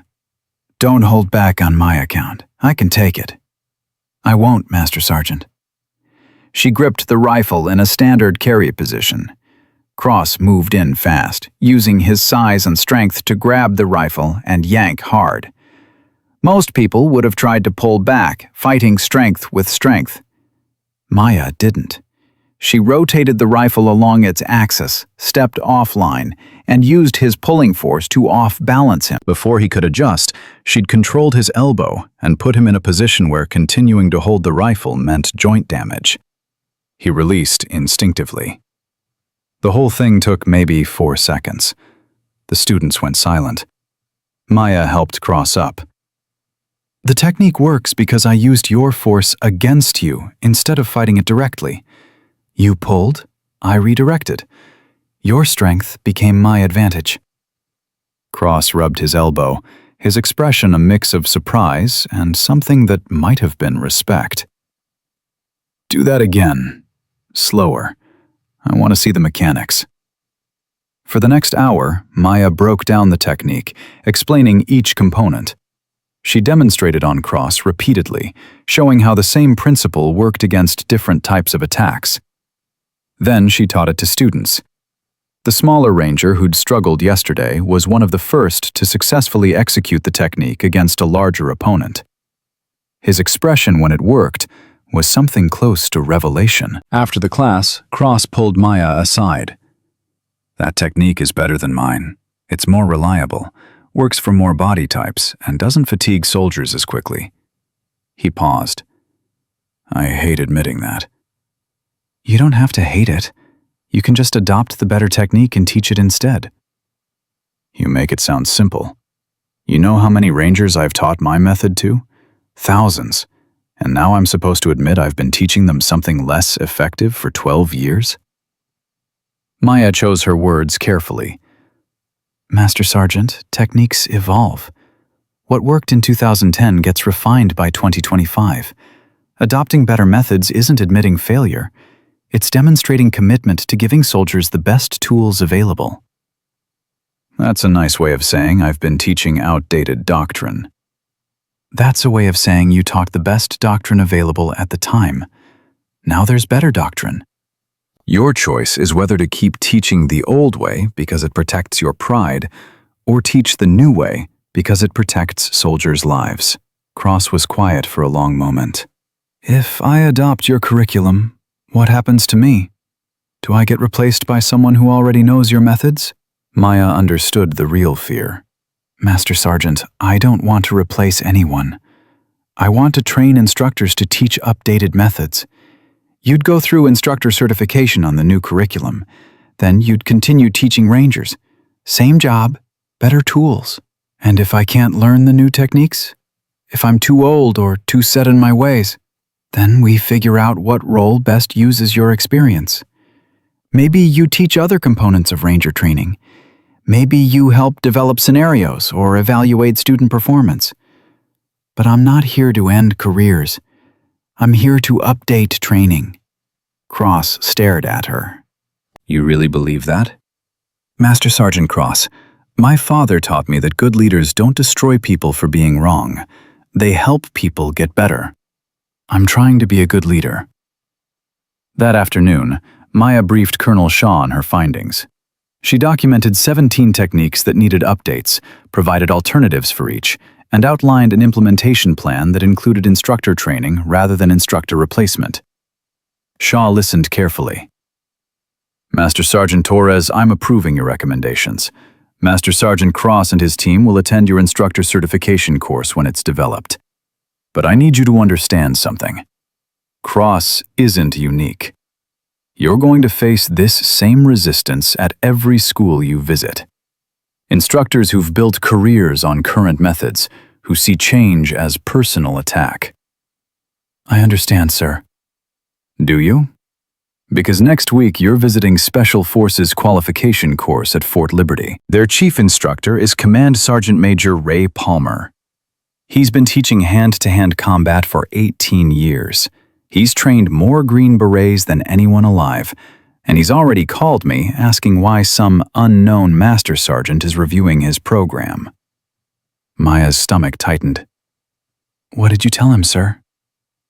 I told him you're authorized by Special Operations Command to review all training programs, and he'll provide full cooperation. He responded that he'll cooperate professionally, but that he's not changing techniques that have worked for 2 decades without seeing proof they need changing. So he wants another demonstration. He wants a fight. He wants to prove in front of his students and his chain of command that his methods are superior, and he's going to use every advantage he has, rank, experience, credibility, to make sure you fail. Maya thought about what Morrison had said. If someone tries to prove you don't belong, put them on their ass. Then I'll have to prove him wrong, sir. That's what I'm counting on. But Torres, understand what you're walking into. Palmer isn't like Cross. Cross was defensive but honest. Palmer is political. He's connected. He's got friends at 3-star level. If you embarrass him, he'll make your assignment hell. The next week, Maya arrived at Fort Liberty and reported to the Special Forces qualification course. Command Sergeant Major Palmer was waiting in his office, 59 years old, built like he'd spent 4 decades moving heavy things, with eyes that assessed her like a threat. Master Sergeant Torres, I've heard about you. Heard you demonstrated some fancy techniques at Fort Moore. Heard Derek Cross is considering changing his entire curriculum based on one demonstration. Command Sergeant Major, I demonstrated alternative techniques that showed better effectiveness across different body types. Master Sergeant Cross made his own decision about their value. Cross is young, impressionable. I'm not. Palmer stood, walked around his desk. Let me tell you how this is going to work. You want to review my program? Fine. You'll observe 3 days of training. You'll see techniques that have been refined over 20 years of real-world application. Then you'll write your report. But you're not demonstrating anything to my students, and you're not questioning my methods in front of them. Command Sergeant Major, my orders from General Harding authorize me to— I don't care what your orders say. This is my schoolhouse. These are my students. And I'm not having some master sergeant with 4 years of classified training that nobody can verify show up and undermine 2 decades of proven instruction. Maya kept her voice level. I'm not here to undermine anyone. I'm here to ensure students receive the most effective training available. My training is effective. 0 complaints in 18 years. Multiple combat applications across every theater we've operated in. Students pass, they deploy, they succeed. That's effectiveness. Command Sergeant Major, may I ask you a question? Ask. When was the last time you updated your hand-to-hand combat curriculum? Made significant changes based on new information or improved techniques? Palmer's jaw tightened. The techniques I teach are foundational. They don't need constant updating because fundamentals don't change. Respectfully, fundamentals don't change, but our understanding of how to teach them, how to make them work for different body types, how to apply them under different stress conditions, that understanding absolutely changes. And if we're not incorporating those improvements, we're giving students inferior training. Inferior? Palmer's voice went cold. You think my training is inferior? I think some techniques could be more effective. That's not an attack on you. It's an observation based on testing and development work I've done. Palmer moved closer, using his size to intimidate. Here's what I observe, Master Sergeant. I observe someone with minimal instructor experience showing up to question people who've forgotten more about training than she's ever learned. I observe someone getting promoted fast and given authority she hasn't earned through years of service. And I observe the same pattern that's been destroying military training for a decade. Political correctness valued over combat effectiveness. Maya felt anger rising, but kept it locked down. Command Sergeant Major, this has nothing to do with politics. This has to do with whether techniques work. Then prove it. Tomorrow morning, you and me, Full demonstration in front of my senior instructor cadre. You demonstrate your superior techniques. I demonstrate mine. We let the instructors evaluate which methods are actually superior. You willing to do that? Maya knew this was a trap. Palmer would set conditions that favored his techniques, would frame the demonstration to make her look ineffective, would use his rank and experience to influence how instructors evaluated performance. But refusing would mean losing all credibility with his staff. I'm willing, Command Sergeant Major, but I have one condition. We use the same scenario parameters, same opponent size, same resistance level, same performance metrics. No advantage to either of us beyond technique effectiveness. Palmer smiled, but there was no warmth in it.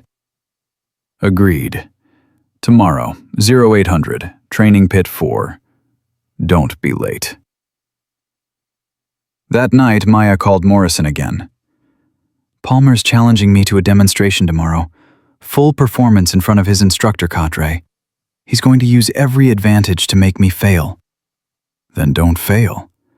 Torres, you've beaten better operators than Palmer under worse conditions. Stop being afraid of embarrassing people who are trying to embarrass you. I'm not afraid of embarrassing him. I'm afraid of making an enemy who can sabotage the entire curriculum update. Morrison's voice went hard. Listen to me. There are two ways this goes. Either you prove your techniques work and Palmer accepts it, or you prove your techniques work and Palmer fights you anyway. Either way, you have to prove your techniques work. Stop trying to manage his ego and start demonstrating undeniable competence. And if that destroys any chance of getting him to cooperate? Then you go around him. You get his instructors to adopt your methods. You get his chain of command to mandate changes. You do your job even when people make it hard. That's what leadership is. Maya hung up and spent the evening reviewing her notes on Palmer's current curriculum. She knew what he'd demonstrate tomorrow, aggressive, strength-based techniques that worked brilliantly if you were built like him. Her job was to prove that different didn't mean inferior.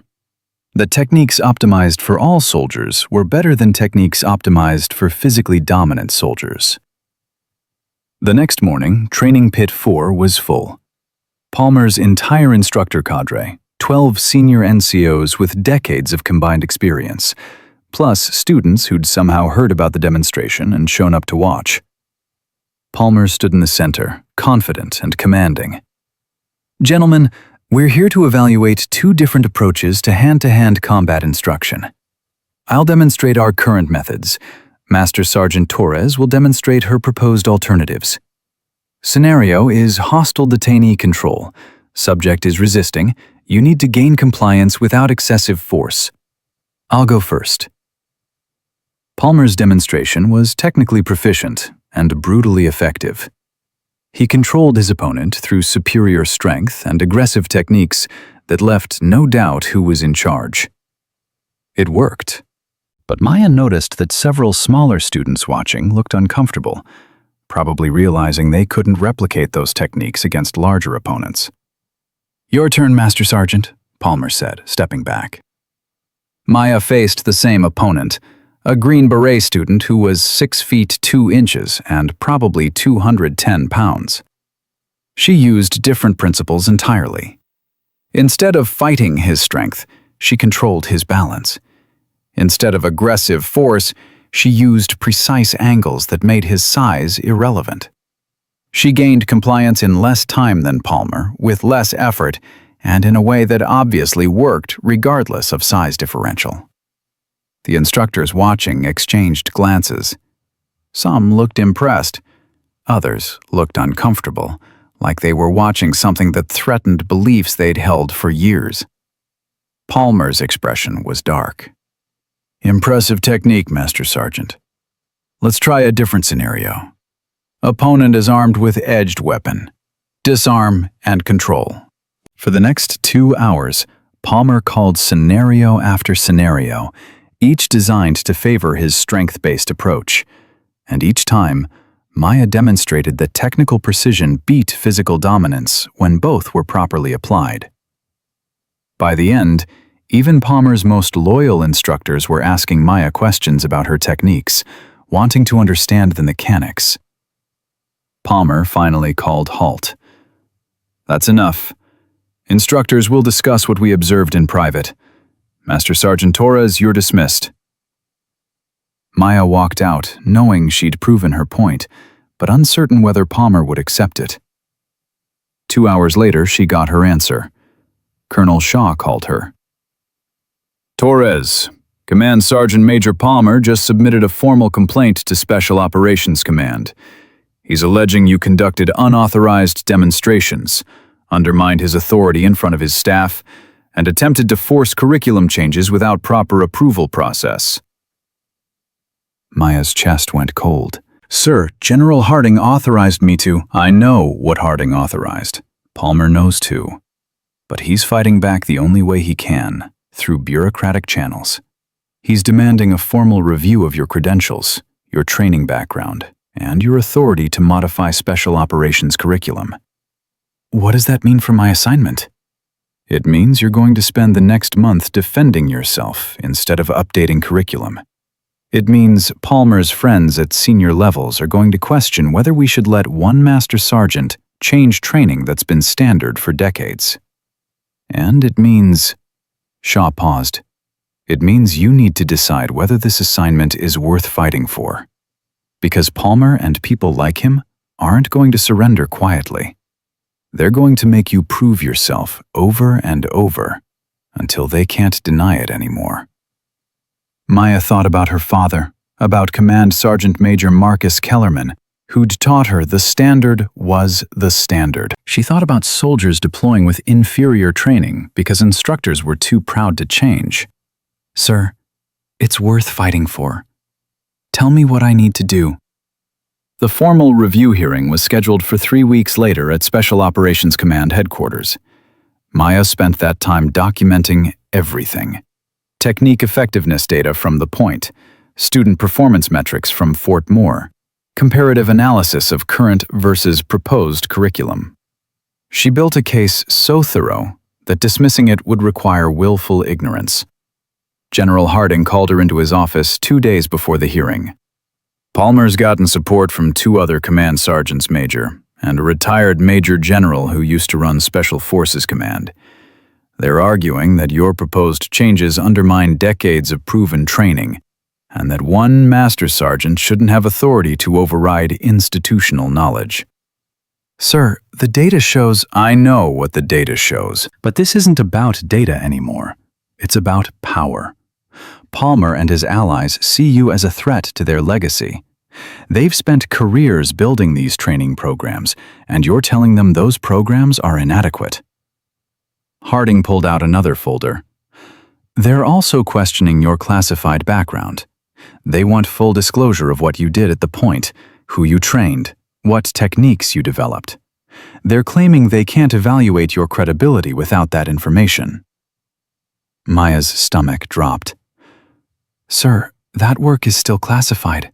I can't—" "I know you can't, which is why I've invited someone to testify at the hearing who can provide context without violating classification." Harding smiled slightly. "Someone Palmer won't be able to dismiss as biased in your favor." The hearing took place in a conference room that felt like a courtroom. Maya sat at one table with General Harding and Colonel Shaw. Palmer sat at another with Command Sergeant Major Vincent Hayes from Ranger Regiment, the same Hayes who'd warned her about Ramsey, plus CSM Thomas Bradford from Special Forces, and retired Major General William Crane, who'd commanded USASOC 5 years earlier.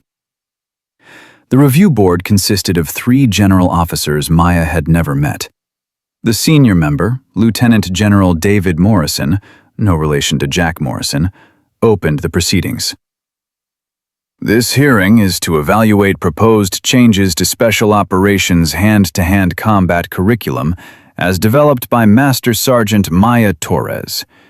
Command Sergeant Major Palmer has raised concerns about the scope, authority, and foundation of these proposed changes. We're here to determine whether the changes should proceed, be modified, or be suspended." He turned to Palmer. Command Sergeant Major, present your concerns. Palmer stood, his bearing command perfect. Sir, my concern is that we're allowing one master sergeant with limited instructor experience to override training methods developed over decades by hundreds of instructors who've actually applied these techniques in combat.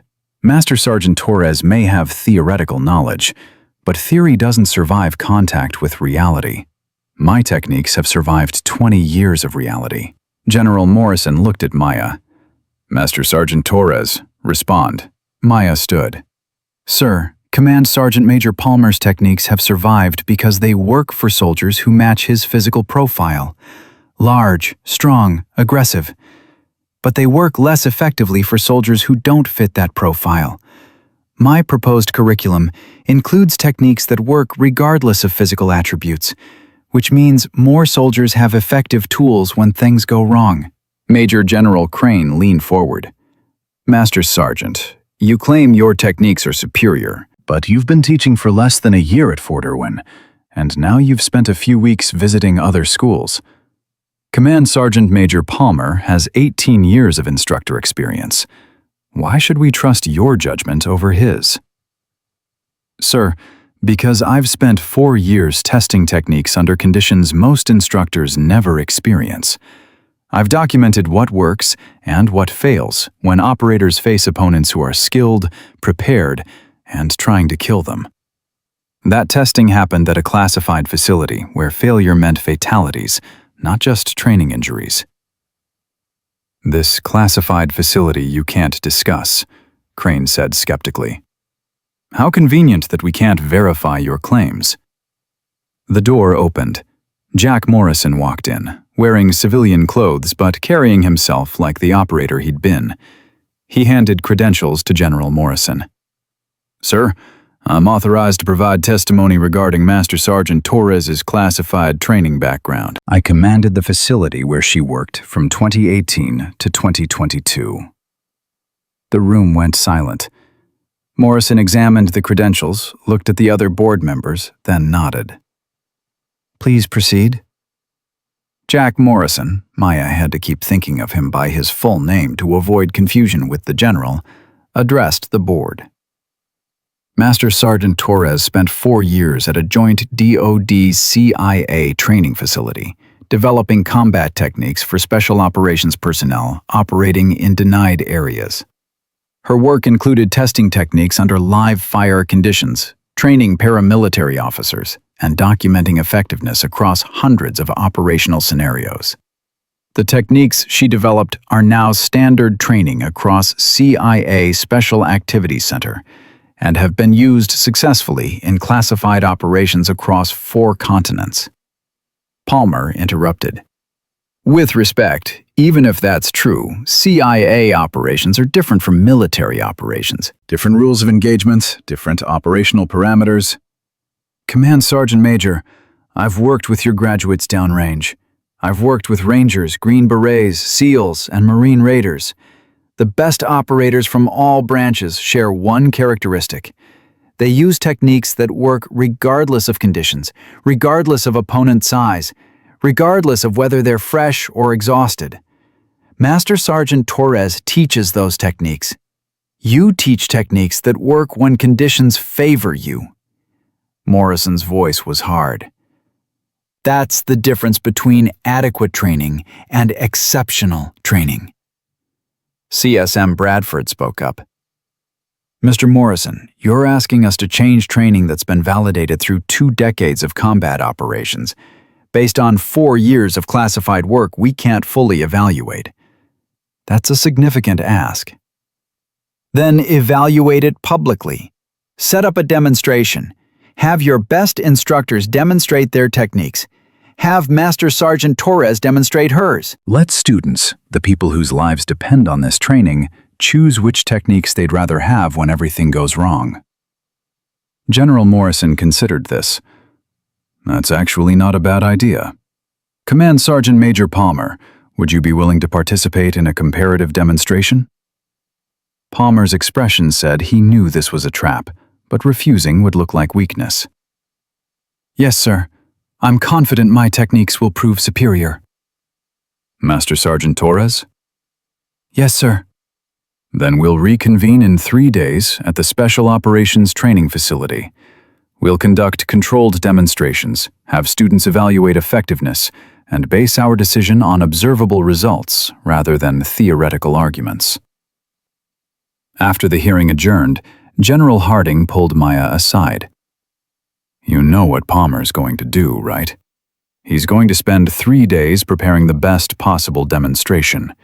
He's going to select scenarios that favor his techniques. He's going to stack the deck in every way possible. I know, sir. But if my techniques are really better, they'll prove it even under unfavorable conditions. And if they don't? Maya thought about her father, about all the times he'd told her the standard was the standard. Then I'll learn from it and develop better techniques. But sir, I've tested these methods against foreign intelligence officers, against operators from allied nations, against people who were actively trying to prove them wrong. They work. Palmer just hasn't seen it yet because he's been teaching the same way for so long he can't imagine there's a better way. The 3 days before the demonstration felt like preparing for combat.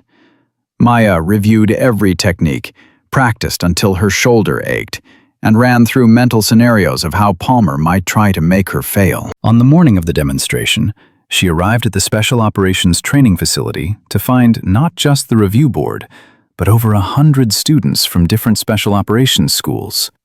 Word had spread. This wasn't just a hearing anymore. It was a referendum on whether military training could evolve or whether institutional momentum would keep teaching the same methods forever. Palmer was already there with his cadre of senior instructors, all looking confident and prepared. General Morrison addressed the assembled group. We're here to evaluate 2 different approaches to hand-to-hand combat training. This isn't about who's right or wrong. It's about determining which methods best prepare soldiers for combat. We've selected 5 scenarios that represent common close-quarters combat situations.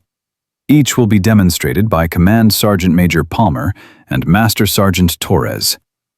Students will then attempt to replicate each technique. Effectiveness will be measured by percentage of successful student executions. The first scenario was weapon retention against an armed opponent. Palmer demonstrated his technique, aggressive, strength-based, effective if you were big enough. When students tried it, 58% succeeded. Maya demonstrated her technique, balance control and angle manipulation that worked regardless of size. When students tried it, 87% succeeded. Palmer's jaw tightened, but he said nothing. Second scenario was escape from rear chokehold. Palmer's method required significant upper body strength to break the hold. 62% student success rate. Maya's method used leg positioning and hip rotation to create escape opportunities that didn't require overpowering the opponent. 91% success rate. By the fourth scenario, even Palmer's loyal instructors were watching Maya's demonstrations with obvious interest, asking questions about mechanics, taking notes. The final scenario was the one Palmer had been waiting for: multiple opponent engagement. 2 attackers, no weapons, escape and evade without getting overwhelmed. Palmer's demonstration was violent and impressive. He used aggressive strikes to create space, overwhelmed both opponents with superior aggression, and cleared the threat through sheer combative intensity. It worked beautifully. When students tried it, 43% succeeded. The ones who failed were smaller soldiers who couldn't generate enough impact to deter 2 larger opponents. Maya's approach was different. She didn't try to overpower anyone. She used positioning to prevent both opponents from attacking simultaneously, created obstacles between herself and the second attacker while controlling the first, and used controlled techniques to disengage rather than defeat.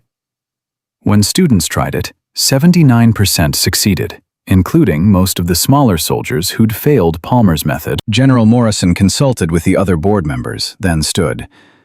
The results are clear. Master Sergeant Torres's techniques show higher success rates across all scenarios and across all student body types.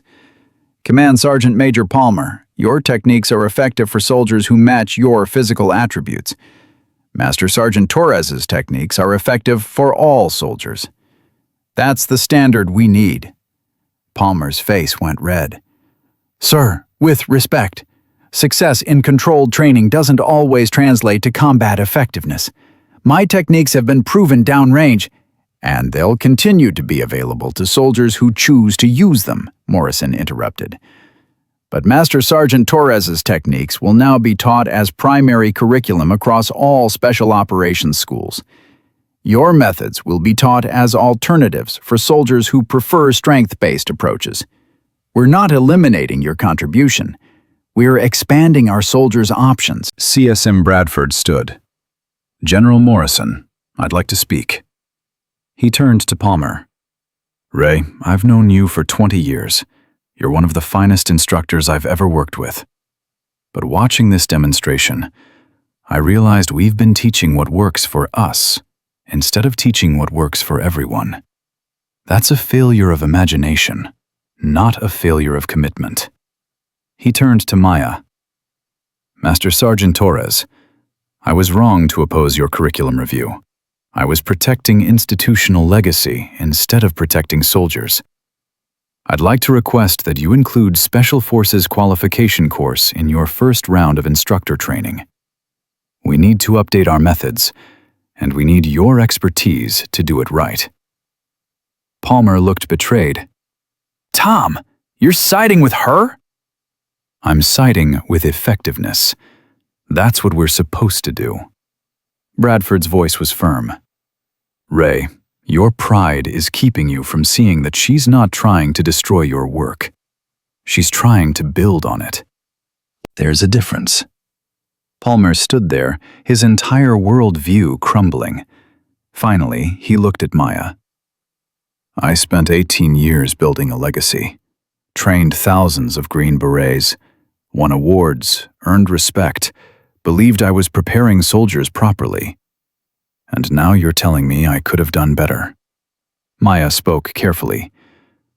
Command Sergeant Major, you did do better. Your techniques were the best available when you started teaching them. I'm just offering the next evolution. That doesn't invalidate what you've accomplished. It builds on it. Sounds like politics. Sounds like trying to make me feel better about being obsolete. You're not obsolete. Your experience, your understanding of how to teach under pressure, your ability to push students beyond their limits, that's all still valuable. I need instructors like you to help implement the new curriculum. But you have to be willing to learn new techniques instead of defending old ones. Palmer was quiet for a long moment. If I do this, if I learn your methods and help implement them, what happens to my legacy? Do I become the guy who had to be dragged into the 21st century?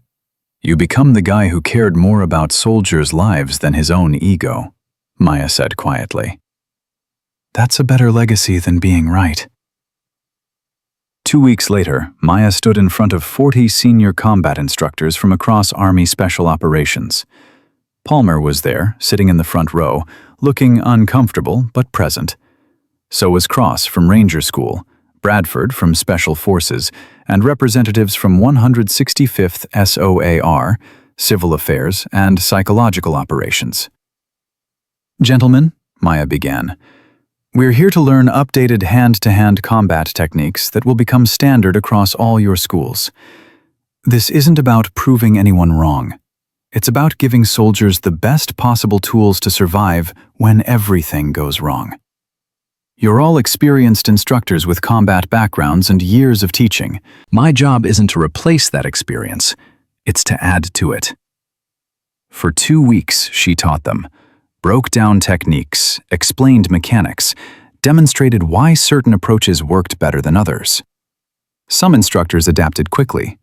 Others struggled, their muscle memory fighting against new methods. Palmer was one of the strugglers. After a particularly frustrating session where he couldn't execute a technique properly, he stayed after class. I can't get this. My body won't move the way you're describing. Maya watched him try again, saw the problem. You're still trying to use strength as your primary tool. The technique requires you to use angle instead. It's a different mindset. I've been using strength for 40 years. How do I just stop? You don't stop. You add another option. Strength is still valuable, but sometimes angle is more effective. You need both in your toolbox. Palmer tried again, this time focusing on positioning rather than power. The technique worked. His expression was complex, frustration mixed with something like wonder. That actually worked. I didn't force it, it just worked. Because the technique is sound. You just had to trust it instead of fighting it. Over the next week, Palmer transformed. He stopped defending his old methods and started genuinely learning the new ones. And something unexpected happened. He became one of the best instructors in the group, using his decades of teaching experience to help other instructors understand the new curriculum.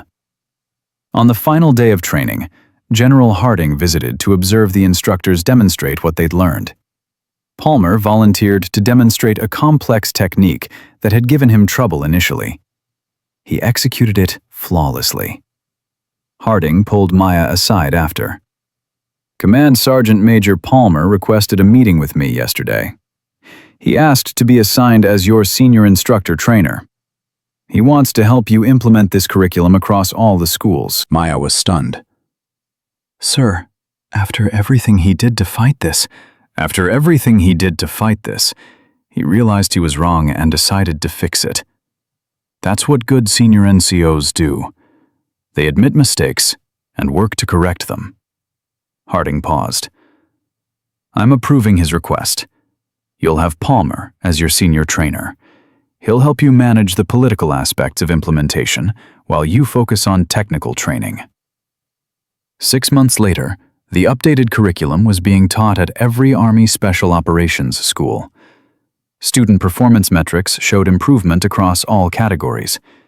Injury rates during training decreased by 32%, and most importantly, after-action reports from deployed units showed increased success rates in close-quarters combat situations. Maya received a message from a Green Beret team sergeant deployed to an undisclosed location. Master Sergeant Torres, your technique saved my life yesterday. Compact raid went bad, hand-to-hand with a hostile who had 60 pounds on me. Used the angle control method you teach. Worked exactly like you said it would. Thank you. She saved that message along with a dozen others like it. This was why the fight had mattered. Not the promotions or the recognition or proving people wrong, but knowing that soldiers were coming home because they'd been taught techniques that actually worked when everything went wrong. Palmer found her reading those messages one afternoon. You know what the difference is between us? I taught soldiers to be as good as me. You taught soldiers to be better than me. That's why your curriculum works, and mine needed updating. Your curriculum worked, Command Sergeant Major. It just had limitations. All training has limitations. The question is whether instructors are honest enough to acknowledge them or proud enough to defend them. Palmer pulled out his phone, showed her a message. Got this yesterday from one of my former students. Said the new techniques gave him options he never had before. Said he wished he'd learned them earlier. How does that make you feel? Honestly, glad he's got better training now. And guilty that I fought giving it to him for so long. Palmer put his phone away. Torres, I owe you an apology. I tried to destroy your career because you threatened mine. That was cowardice disguised as defending standards. You apologized already, Command Sergeant Major. I apologized for being wrong. I'm apologizing now for being cruel. There's a difference. Palmer's voice was quiet. I told people you got your position through connections. I questioned your credentials publicly. I used my rank and reputation to make other instructors doubt you before they'd even met you. That wasn't defending training standards. That was defending my ego by attacking yours. Maya thought about how to respond. Command Sergeant Major, I've spent most of my career being questioned, being told I didn't belong, didn't earn my position, was filling a quota. You weren't the first person to say those things, and you won't be the last. The difference is you eventually realized you were wrong and tried to make it right. Most people just keep defending their assumptions forever. That's generous, considering what I put you through. It's honest, considering where we are now. You're helping implement curriculum that's saving soldiers' lives. That's what matters. 1 year after the Fort Irwin incident with Ramsey, Maya received orders promoting her to Sergeant Major, the youngest in Army Special Operations Command history. The promotion ceremony was small, just General Harding and a few colleagues. But Palmer was there, along with Cross, Bradford, and, surprisingly, Cole Ramsey. Ramsey had spent the year teaching basic training at Fort Moore, had gone through remedial instructor training, and had reportedly become one of the most patient and effective teachers in the basic training brigade. After the ceremony, Ramsey approached her. "Congratulations, Sergeant Major. You've earned it." "Thank you, Command Sergeant Major. I heard you're doing well at basic training." "I'm teaching kids who've never been in a fistfight how to survive combat. It's humbling. Makes me realize how much I'd forgotten about what it's like to be new, to be scared, to not know if you're capable." Ramsey paused. "Torres, I was wrong about everything. Wrong about you, wrong about myself. Wrong about what makes someone valuable in this profession. I'm sorry for what I did, and I'm grateful you showed me there was a better way." Maya extended her hand. "We all get lost sometimes, Command Sergeant Major. What matters is finding your way back." That evening, Maya visited her father's grave one final time before heading to her new assignment at Special Operations Command headquarters. She stood at the headstone, reading the inscription she'd memorized. "Dad, I made Sergeant Major. Youngest in RSOC history. They're putting me in charge of all combatives training development across Special Operations." She paused, gathering her thoughts. "Remember when you told me the standard is the standard? I spent years trying to meet that standard, trying to prove I belonged. But I realized something. The standard isn't just about meeting expectations. It's about raising them. It's about making sure the next generation has better tools, better training, better chances of coming home." She touched the cold stone.